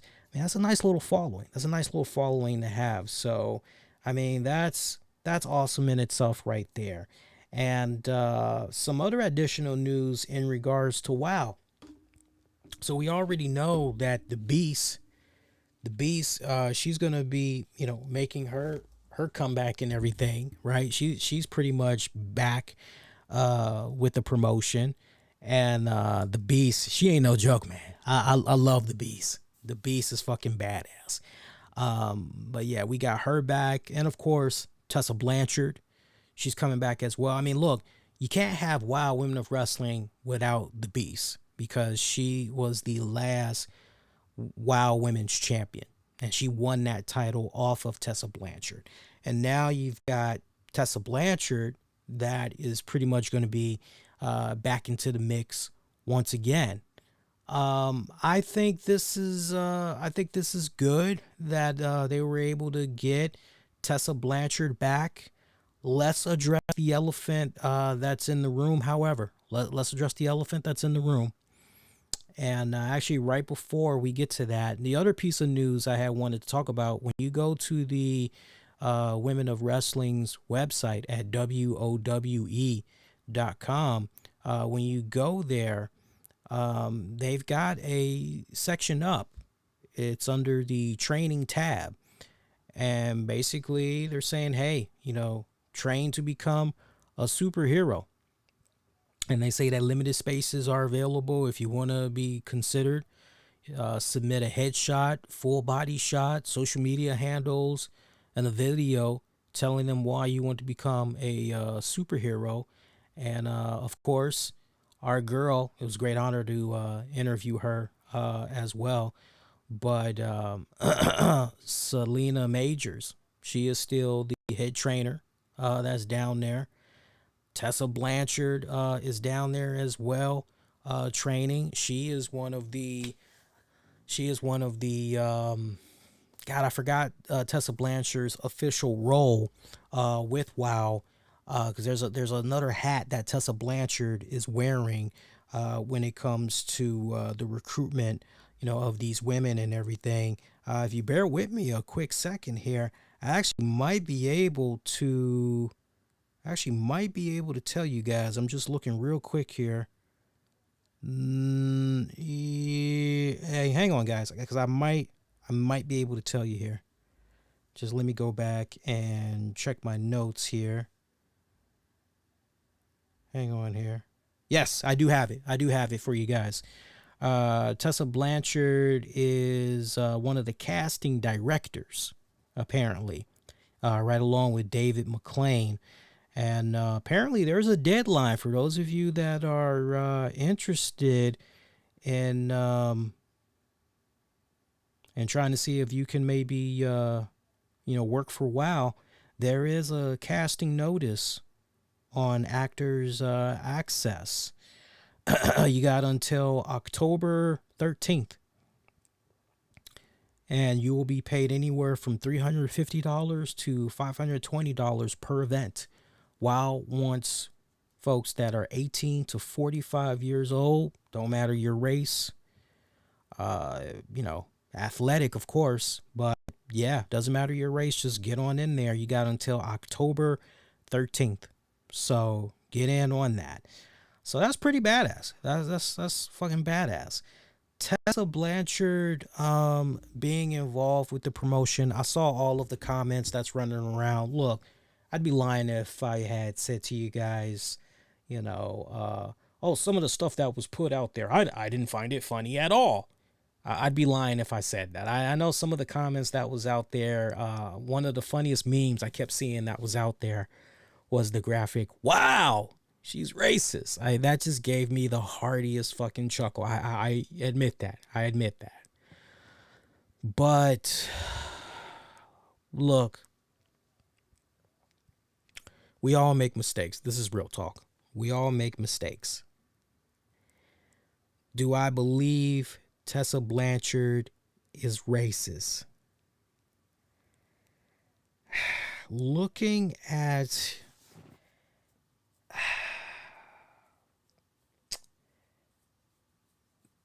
there's no really good way to answer that question, because at the end of the day, I don't personally know Tessa Blanchard. The only thing I can go off of is those that I know that's either involved in the business or have a friend that's involved directly in the business.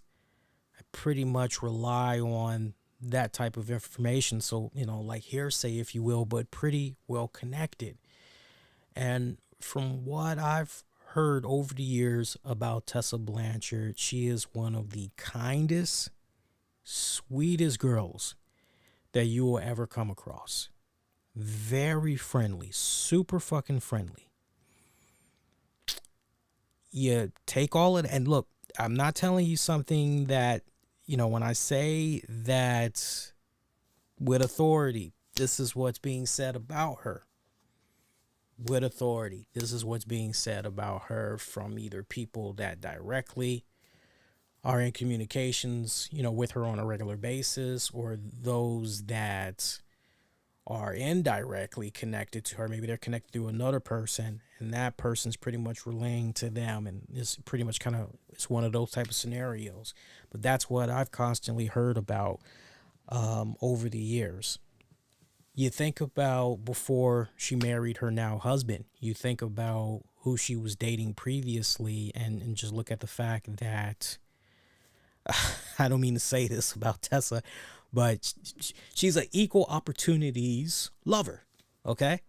And you're like, okay, so, race for her, the whole, ethnic background, that does not matter to her whatsoever. Right. Because if she was racist, truly racist, then it's kind of one of those, now if I had to, all right, burning building, Jon Gruden, Tessa Blanchard. If I had to pick, and I know what I know right now, I'm going to help Tessa Blanchard. I think most people, they would go help Tessa Blanchard. I think, if anything, what Tessa Blanchard is honestly guilty of, and I think a lot of people are really missing this point. And I'm really surprised that this really hasn't been brought up more for discussion and debate per se. But I truly believe what Tessa Blanchard is guilty of, without a shadow of doubt, is she felt that, and we've all had that one friend that does this. We all know that one friend, and we're like, we've been there before. But she falls in the category of that one friend who, because they feel that they are constantly around minorities, specifically blacks, they hang out and same kind of music, same this, same type of food, like the same whatever, that it gives them the right to use that word. And you got to be very, very, very careful, especially in these times, because that's a slippery slope to go down, especially if you're saying stuff like that to people that honestly you haven't even built a rapport with. The hell with who you know, how long you've known them, and how down you are with them. It doesn't give you the right to use that type of language with people that you honestly have not built a rapport with. I got to be very consistent here, because in my initial critique of all of this that had went down, my biggest criticism on Tessa Blanchard was, get in front of this. Don't lie and, oh, that's bullshit, but then be in tears. What was it? The Hardcore Justice pay-per-view where she won the title there? Well, I think it was that pay-per-view. I'm not really sure now. It's been so long, and you get older, stuff just starts to blur together. But she's crying in the ring and, oh, we've all made mistakes and all this other stuff, and it's like, no. Get in front of it at the very beginning. That way you can pretty much be one and done, and it's over and done with. That's always been my biggest criticism of Tessa Blanchard. I feel, though, I don't think she's racist. I don't. I feel that she is, and look, I'll give you a perfect example. A couple of months back at my job, there's this older white guy. I don't know his name. Let's just call him Mark. His first name I'm running with. Let's call him Mark. Mark is probably in his late 50s, early 60s. Old white guy, super friendly. The way he talks as if he grew up in the hood. I bullshit you not. Some of you guys that grew up in the hood, still in the hood, you're going, wait, a white dude that sounds like they're from the hood? Like seriously? Like, yeah, kind of like the elusive unicorn there, right? Right. So you're trying to picture that and everything. But no, Mark was one of these type of people. Man, far as his pop culture, far as his sports, I mean, Mark's cool as fuck. Mark is a really cool ass dude. Now, one day, I'm just doing my thing. I'm just cleaning my work area. And Mark, he sees me and he goes, "Hey, Lee, you got some money?" I'm like, "What's up?" "I'm just trying to cash this check. You got this amount?" I'm like, "Nah, sorry, I don't have that." It's like, shit. Then he goes to, a couple of my other co-workers, and they're all like, "Nah, I ain't got no money. Nah, sorry." And so, this is like about 8 o'clock at night. There's hardly anybody in the store. And Mark says real loud, "What the fuck y'all niggas doing? Y'all some broke ass niggas. I'm doing all the work in the back. All y'all gotta do is collect the money, and y'all ain't got no money up here. Y'all niggas broke as shit." That's what Mark said straight up. Word for word. All of what I just said. That's what he said straight up. And I just start busting up laughing and everything. But at the same time, as I'm busting up laughing, I couldn't help but look around and say, oh shit, I hope nobody heard him say that, because he got a little bit too comfortable there. And somebody, preferably maybe a black person, could, whoa, did that white person just right? And, I knew where he was coming from. There's certain people you can, it's like, nah, this person, nah, they cool. And, for me, I couldn't help but laugh, but I felt a little uncomfortable that he was talking like that, because we're not exactly in a place of, hey, it's just us. Let your balls hang loose. Just shoot the shit. It's all good. It wasn't one of those type of conversations where intimate conversations. We are in a place that's public, right? So I'm looking around. I'm just like, okay, luckily nobody was there, right? But who hasn't? You know, if you're a black person, who hasn't had that Hispanic friend, Chinese friend, white friend you've known for so many years? They've been to your house, they know your family and all this other shit, and y'all just talk a certain way. You just talk a certain way. I remember, I think it was last year, Jordan Grace got up in the same kind of controversy, if you will, that Tessa Blanchard did. It didn't really pick up any traction, though. It didn't really pick up any traction. It was probably for about 2 days, and then it just quickly died over. But I remember she got caught up in the crosshairs there because she had said that N-word. And she, had to defend herself on social media and everything. I don't know if you guys remember that.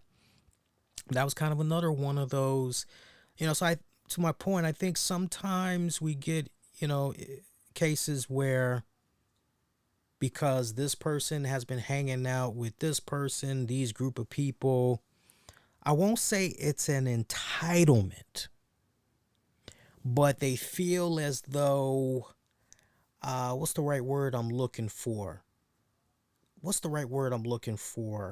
Even though they haven't, they feel because they have that rapport with their friends and the friends' family, that because they're able to speak that certain way, that's the validation that they need, and that they can talk, to any stranger potentially that same way that they talk to their friends and their friends' family. Not the case whatsoever. Not the case whatsoever. I'll give you a perfect example. Behind closed doors, when it's just me and the wifey, when we're just kicking back behind closed doors and we're talking, oh, we're cursing like sailors. And, either I'm going, that broke ass, or, she'll be like, that motherfucker, that son of a bitch, that she's even, but she's like me. She's got that old school mentality, which is, hey, when we're out about in public, we obviously can't talk that way because these people that we're talking in front of, they don't know us. They don't know our personality. They don't know what we're about. Just like we don't know what they're about. So you got to talk a particular way. It's been like this since the beginning of time. You talk a certain way. You open up a certain way with your with your friends, family, and loved ones. And you're more professional, more diplomatic, more, you're professional when you're talking to people that you don't know. That's just how it always been. It's a fact. So I think that's where Tessa Blanchard, I think that's what she is guilty of, because she act a certain way when she got around certain people, and that was pretty much her seal of approval. She felt to just, and not the case whatsoever. Look, we all make mistakes when it's said and done. The real question is, all right, what are you doing going forward? What have you been doing since? How are you giving back to the community? How are you being a pillar of your community? How are you being part of the discussion and closing that gap there on the bigotry and the hatred that continues to go on in communities that have to deal with bigoted police officers, that have to deal with some form of racial profiling, that have to deal with economic poverty, all because of their race and, where they live and everything. What are you doing with your platforms and all of that to try to help, further intensify the discussion and reach proper solutions that can help the communities for the better? What are you doing? Those are the questions that, we really need to be, with people that jump out there like that. And, look, she's made her mistakes. Nobody's perfect. Nobody's perfect. But she's made her mistakes. She's got to own it. And, obviously, I'm sure many of you guys have saw the press release they had came about. I mean, they pretty much, I looked at it. I've never seen so much negativity under one post directed towards a particular wrestler. I mean, out of 100%, I probably saw about 70% very positive to all the news that came about with WoW. 30% not forgetting what went down there with Tessa Blanchard. So that 30% is going to continue to be there. Tessa Blanchard's now married to somebody that is not of the same race as she is. That 30% ain't going to give a shit. Tessa Blanchard could get pregnant and have herself a biracial child with her now husband. That same 30% ain't going to give a shit. Tessa Blanchard could fucking donate out of her own fucking pocket a check for $10,000 to the Boys and Girls Club or whoever. That 30% ain't going to give a shit.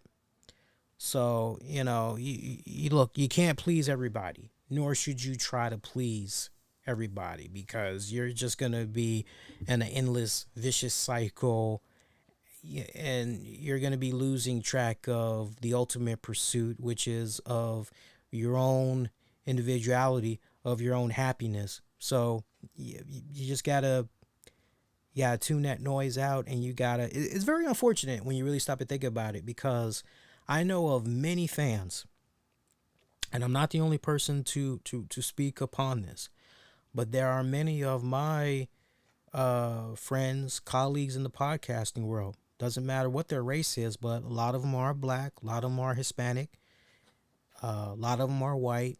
They're looking at this, and we all are in agreement. Before this one blemish on her record, this girl was untouchable.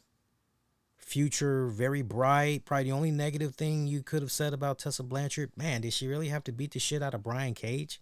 How the fuck is that believable, right? Other than that, you didn't have anything on her. But we all agree, something like this, you can't just wash this stigma off. This is going to be with her for quite a long time. Will she ultimately be able to shake it off? She can keep her nose clean and not get involved in any more controversial shit like that. Yeah, sure.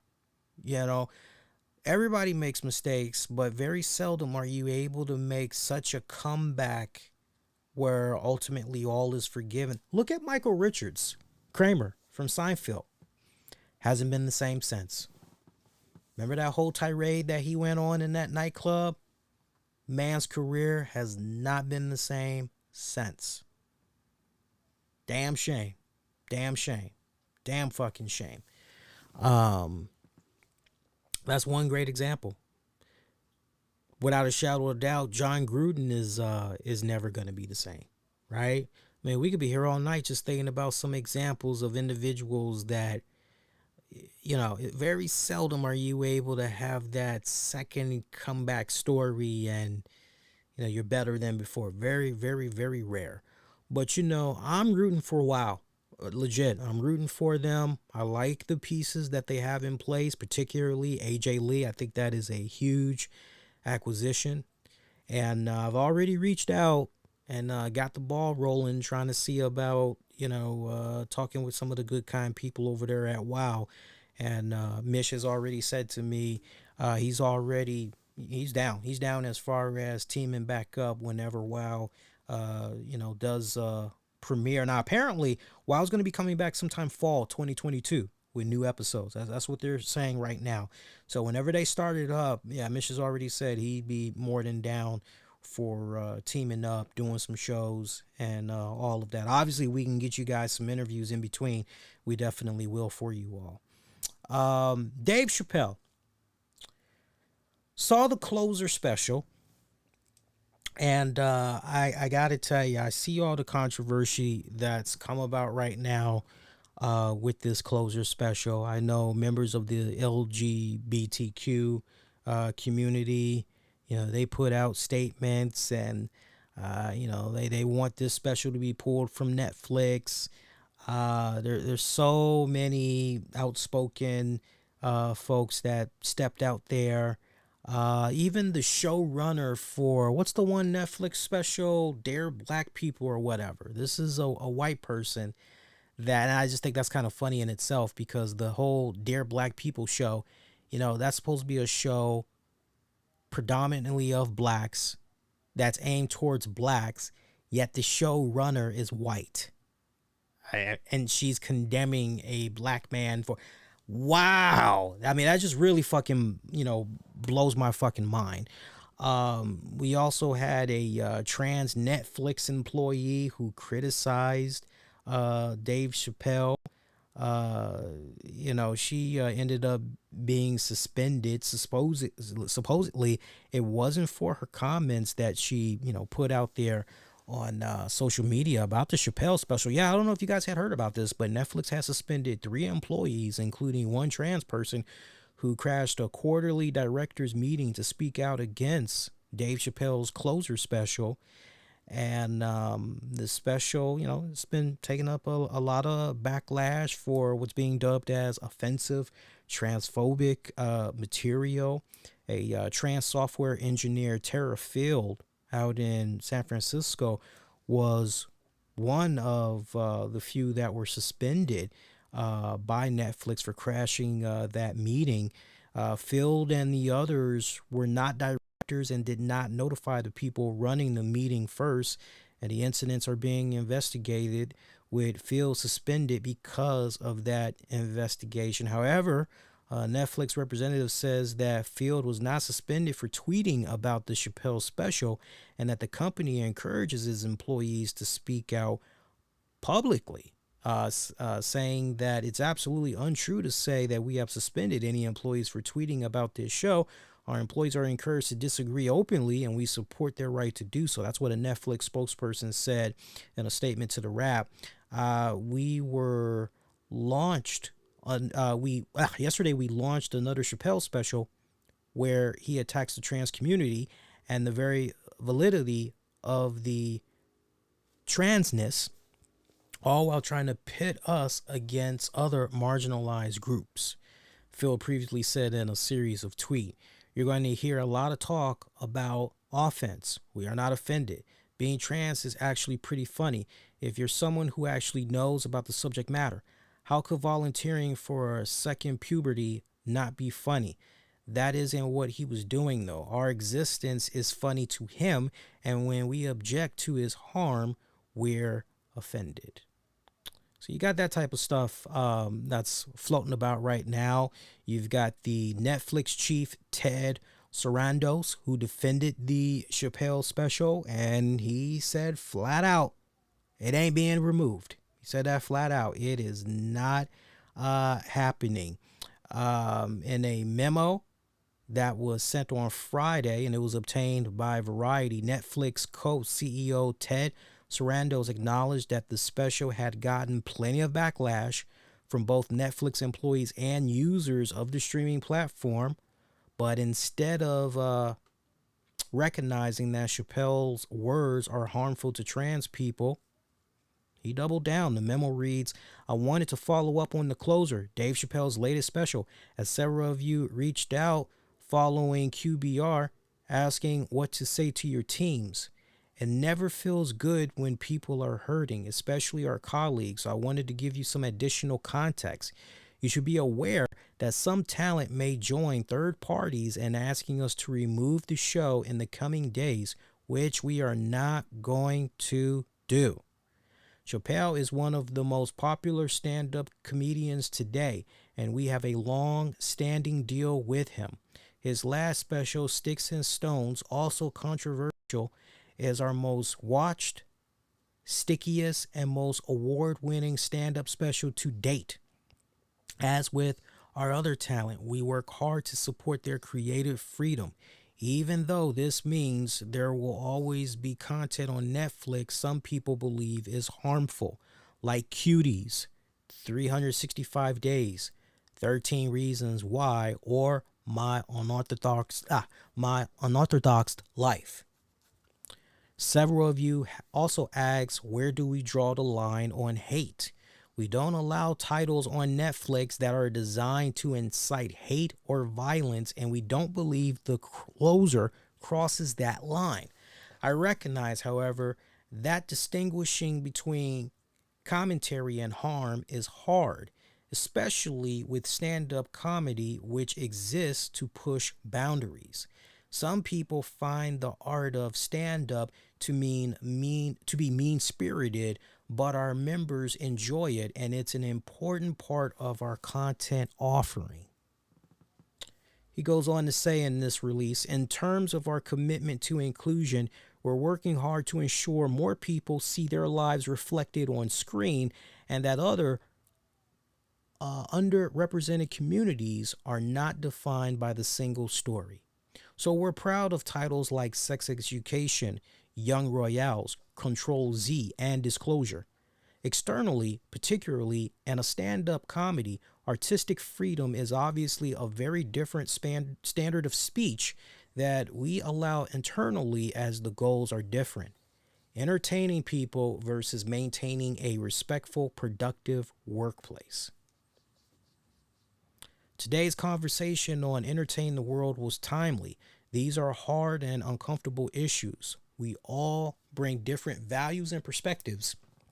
So thank you for being part of the conversation, as it's important we're clear about our operating principles. This memo comes after Tara Field, a trans senior software engineer at Netflix, wrote a Twitter thread expressing why the special puts trans in danger. As she explains, what we object to is the harm that content like this does to the trans community, especially trans people of color, and very specifically black trans women. People who look like me aren't being killed. I'm a white woman. I get to worry about Starbucks writing Terra on my drink. So that is pretty much where we stand on this. This is a hot topic. I know that there's been a lot of people. I've seen some of the stuff that was being put out there on this special. Yes, we already talked about Jon Gruden. We talked about Jon Gruden to pretty much open up the show. We talked about Jon Gruden for the first 45 minutes of the show. If you access the show via YouTube, you're actually able to rewind it back live. I do have a feature activated where if you're tuning in live, you can just hit that little rewind button, go back to the very start, and check it out that way. And I'll definitely put some timestamps after the fact for you guys, so you guys know where everything is located for you all that's going to be checking this out on demand. So, in regards to Dave Chappelle, I looked at this special because I think it launched Tuesday night, and I ended up checking it out with the missus. If not Wednesday night, Thursday night, we ended up checking it out. And look,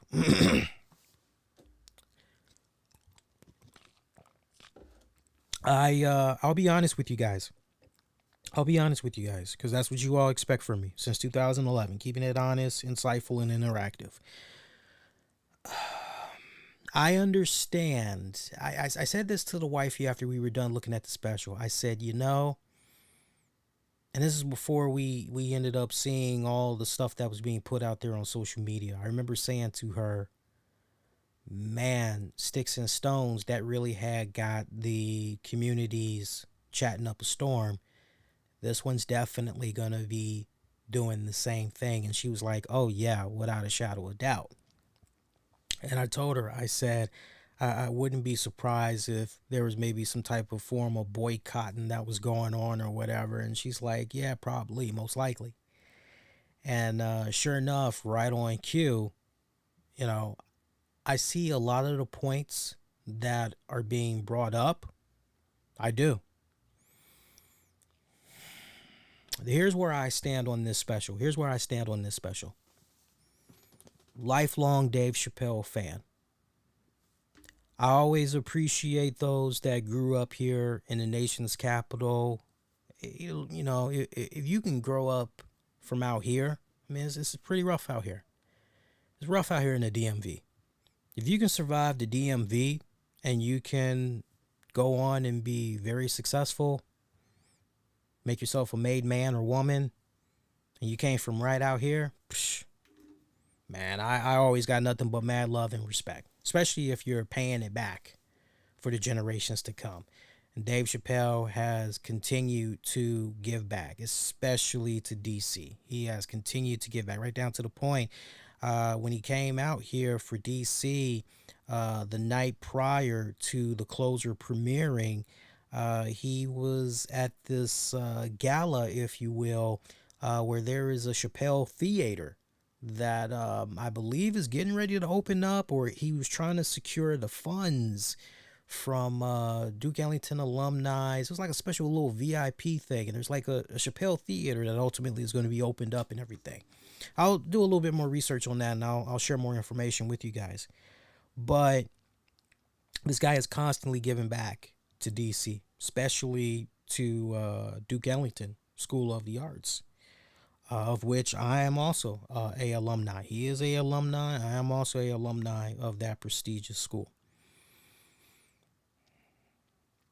Followed his work for many, many, many, many years since he pretty much first came onto the scene. Okay, so you're not talking to somebody here that, unfortunately, you're not talking to somebody that, you see most of the people that's commenting on this special, and unfortunately, a lot of these people, they all kind of say the same thing. I didn't watch the special. I just heard the transcript, or I just saw this clip, and it's kind of like, okay, gotta disqualify you because you didn't even watch the special in its entirety. Like, I can't really take what you're saying with a grain of salt.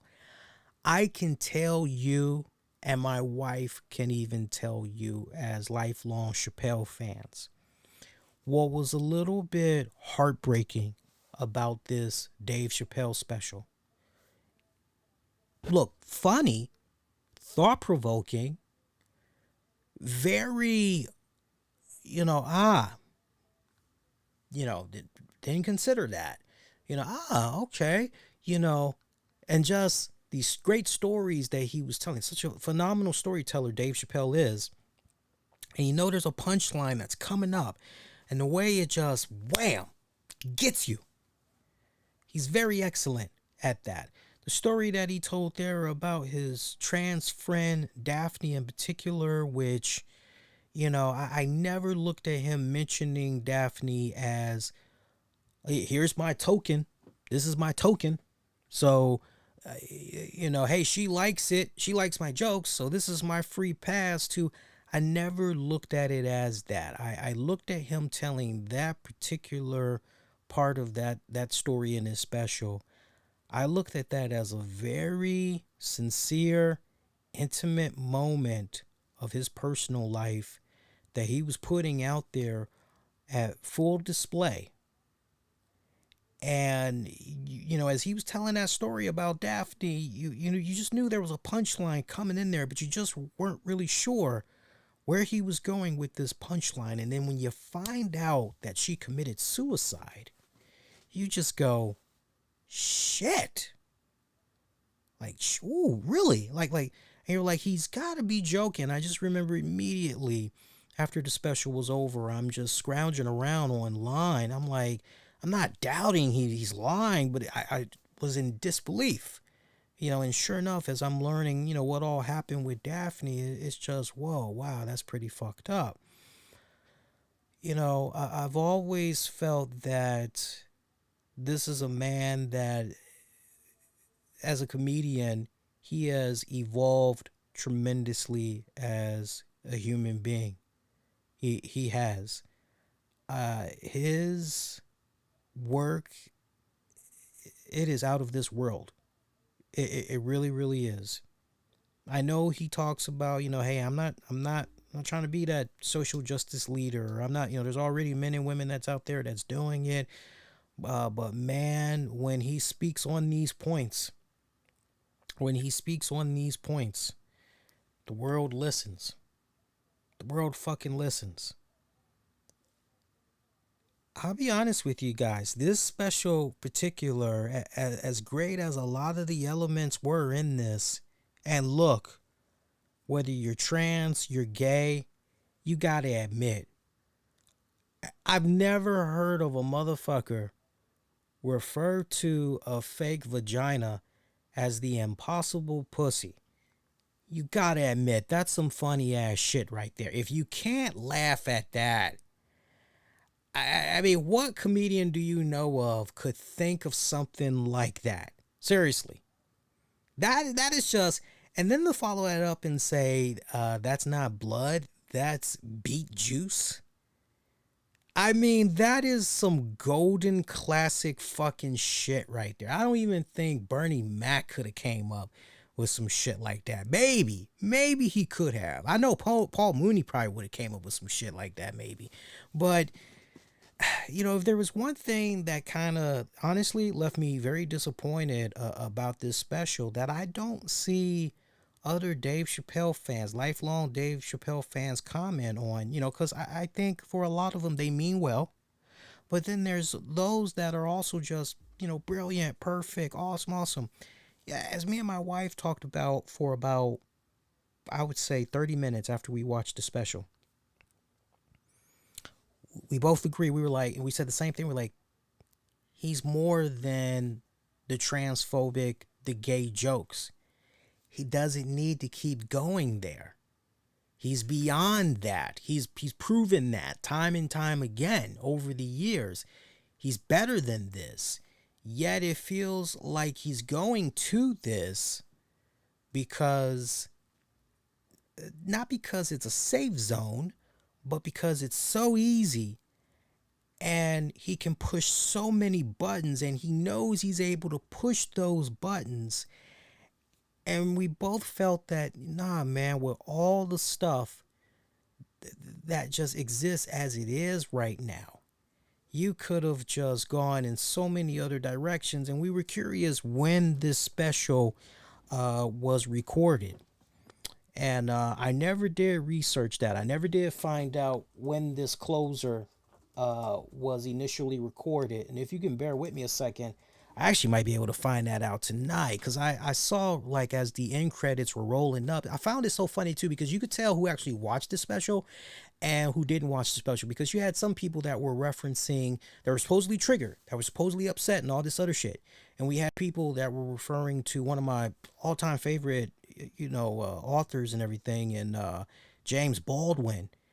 And I'm going, okay, so you're trying to say that you're trying to say that Dave Chappelle ain't woke. He needs to, read up on the stuff from James Baldwin, blah, this, blah, that. But when you look at the fucking end credits of the closer, you see a few times some James Baldwin quotes. You even see a picture of James Baldwin's face, if I'm not mistaken. And you're kind of like, more than once Dave Chappelle has referenced in his specials James Baldwin. So it's kind of like, so you can tell who's paying attention, to the guy's work, who's really paying attention, and who's not. But this closer special, I'm looking at it right now. And then also at the end of the special, there was a nice little nod there to Norm Macdonald, who passed away. Like, one of the last images that you see is Dave Chappelle in this bar. Like, all these images that show up at the end, it's all in black and white. And he's got some with Mos Def, The Roots. I think Kevin Hart was in there. There were so many people. One of the last images, he's at a bar and he's just having a good laugh, it looks like, with Norm Macdonald. And you see this white text that pops up and it says, for Norm. And so one of the questions I had brought up to my wife, I said, I wonder when this special was recorded, because for them to be able to, be that up to date like that. And it looks like this special was recorded at the Fillmore in Detroit late August of this year. And the reason why I was so focused on when was this special recorded, I said to wifey, I said, man, he didn't need to go the LGBTQ route. He's got so much other material that he can talk about. Why not talk about, the after effects of the election? How motherfuckers are still in denial that we got a new president, and that in some of these people's own sick, twisted, warped minds, Trump is still the president. Why couldn't he speak upon more about folks that don't believe in getting vaccinated? There's so much comedic material right there. I mean, shit, you can easily just run with that. Bill Cosby. Bill Cosby was another one. Bill Cosby. Now I'm thinking we gotta make sure that the timeline is right here. The special was recorded in August of 2021.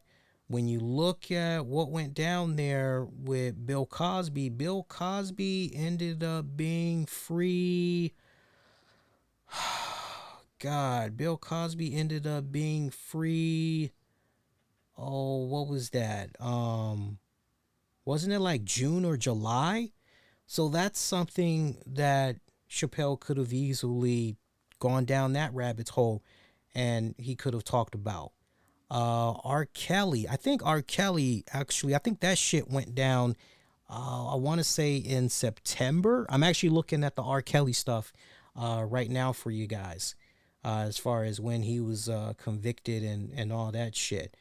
Let's see. Yeah, that happened in late September. So obviously he wouldn't have been able to talk about that. But you get the point that I'm making. There was like so much other material that's there. He could have went more in depth about all the stupid craziness that's going on since the pandemic, as far as toilet paper and just the ridiculous prices you got to pay. Definitely could have gone more into what's been going on with, police brutality, things of that nature. You get the point that I'm making. There's like so much other material, good source material at that he could have went to. And instead, out of this 72-minute special, a third of it is pretty much all about going into the gays, the trans, and all of that. And I can totally understand why some people feel the way they do. Heaven forbid you be that person, you be that man, you be that female that are struggling with your sexual identity. Heaven forbid you be that person that's trans and you are struggling to be accepted. It's a tough time as it is to be accepted by your family, perhaps, let alone your friends and family. But now you're trying to be accepted amongst your coworkers and within your community. And, there's been a lot of deaths, suicides, hazing, beatings, murders.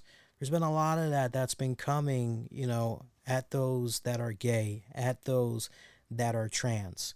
Those crimes definitely against those individuals has gone up more. And I legit can understand some of the people's trepidations of this special. And hey, man, you may be giving some of these people, now look, if these are the same people, I haven't heard many people mention this point, and this is very critical, and I want to make sure we really stress this. If these are the same people that felt the way they did with the Capitol riots, and they felt that with what that former president did, what he incited and everything, right? And the calls for justice and all of that. Look, if you be of that same mindset, regardless of your race, your sexual orientation, all that, if you have that same mindset back then, and you looked at this special and you're like, whoa, wait a minute here, look at what this can entice. Look at what could be the end result that could spawn from something like this. I got no quarrels with you whatsoever. I got no quarrels with you whatsoever, because that's a very excellent correlation. That's a very excellent point to, like, at least you're being consistent. Can't hate you for that. At least you're being consistent. You're not cherry picking here. But I do see the points that a lot of these folks were bringing up and everything. I feel that in some areas of this special, Chappelle showed that he is still, at the end of the day, a human being. He is still a human being that is trying to process everything that he is seeing that's playing out before his very eyes, trying to make sense out of it. And, like with what he said about the J.K. Rowling comment, that got a lot of people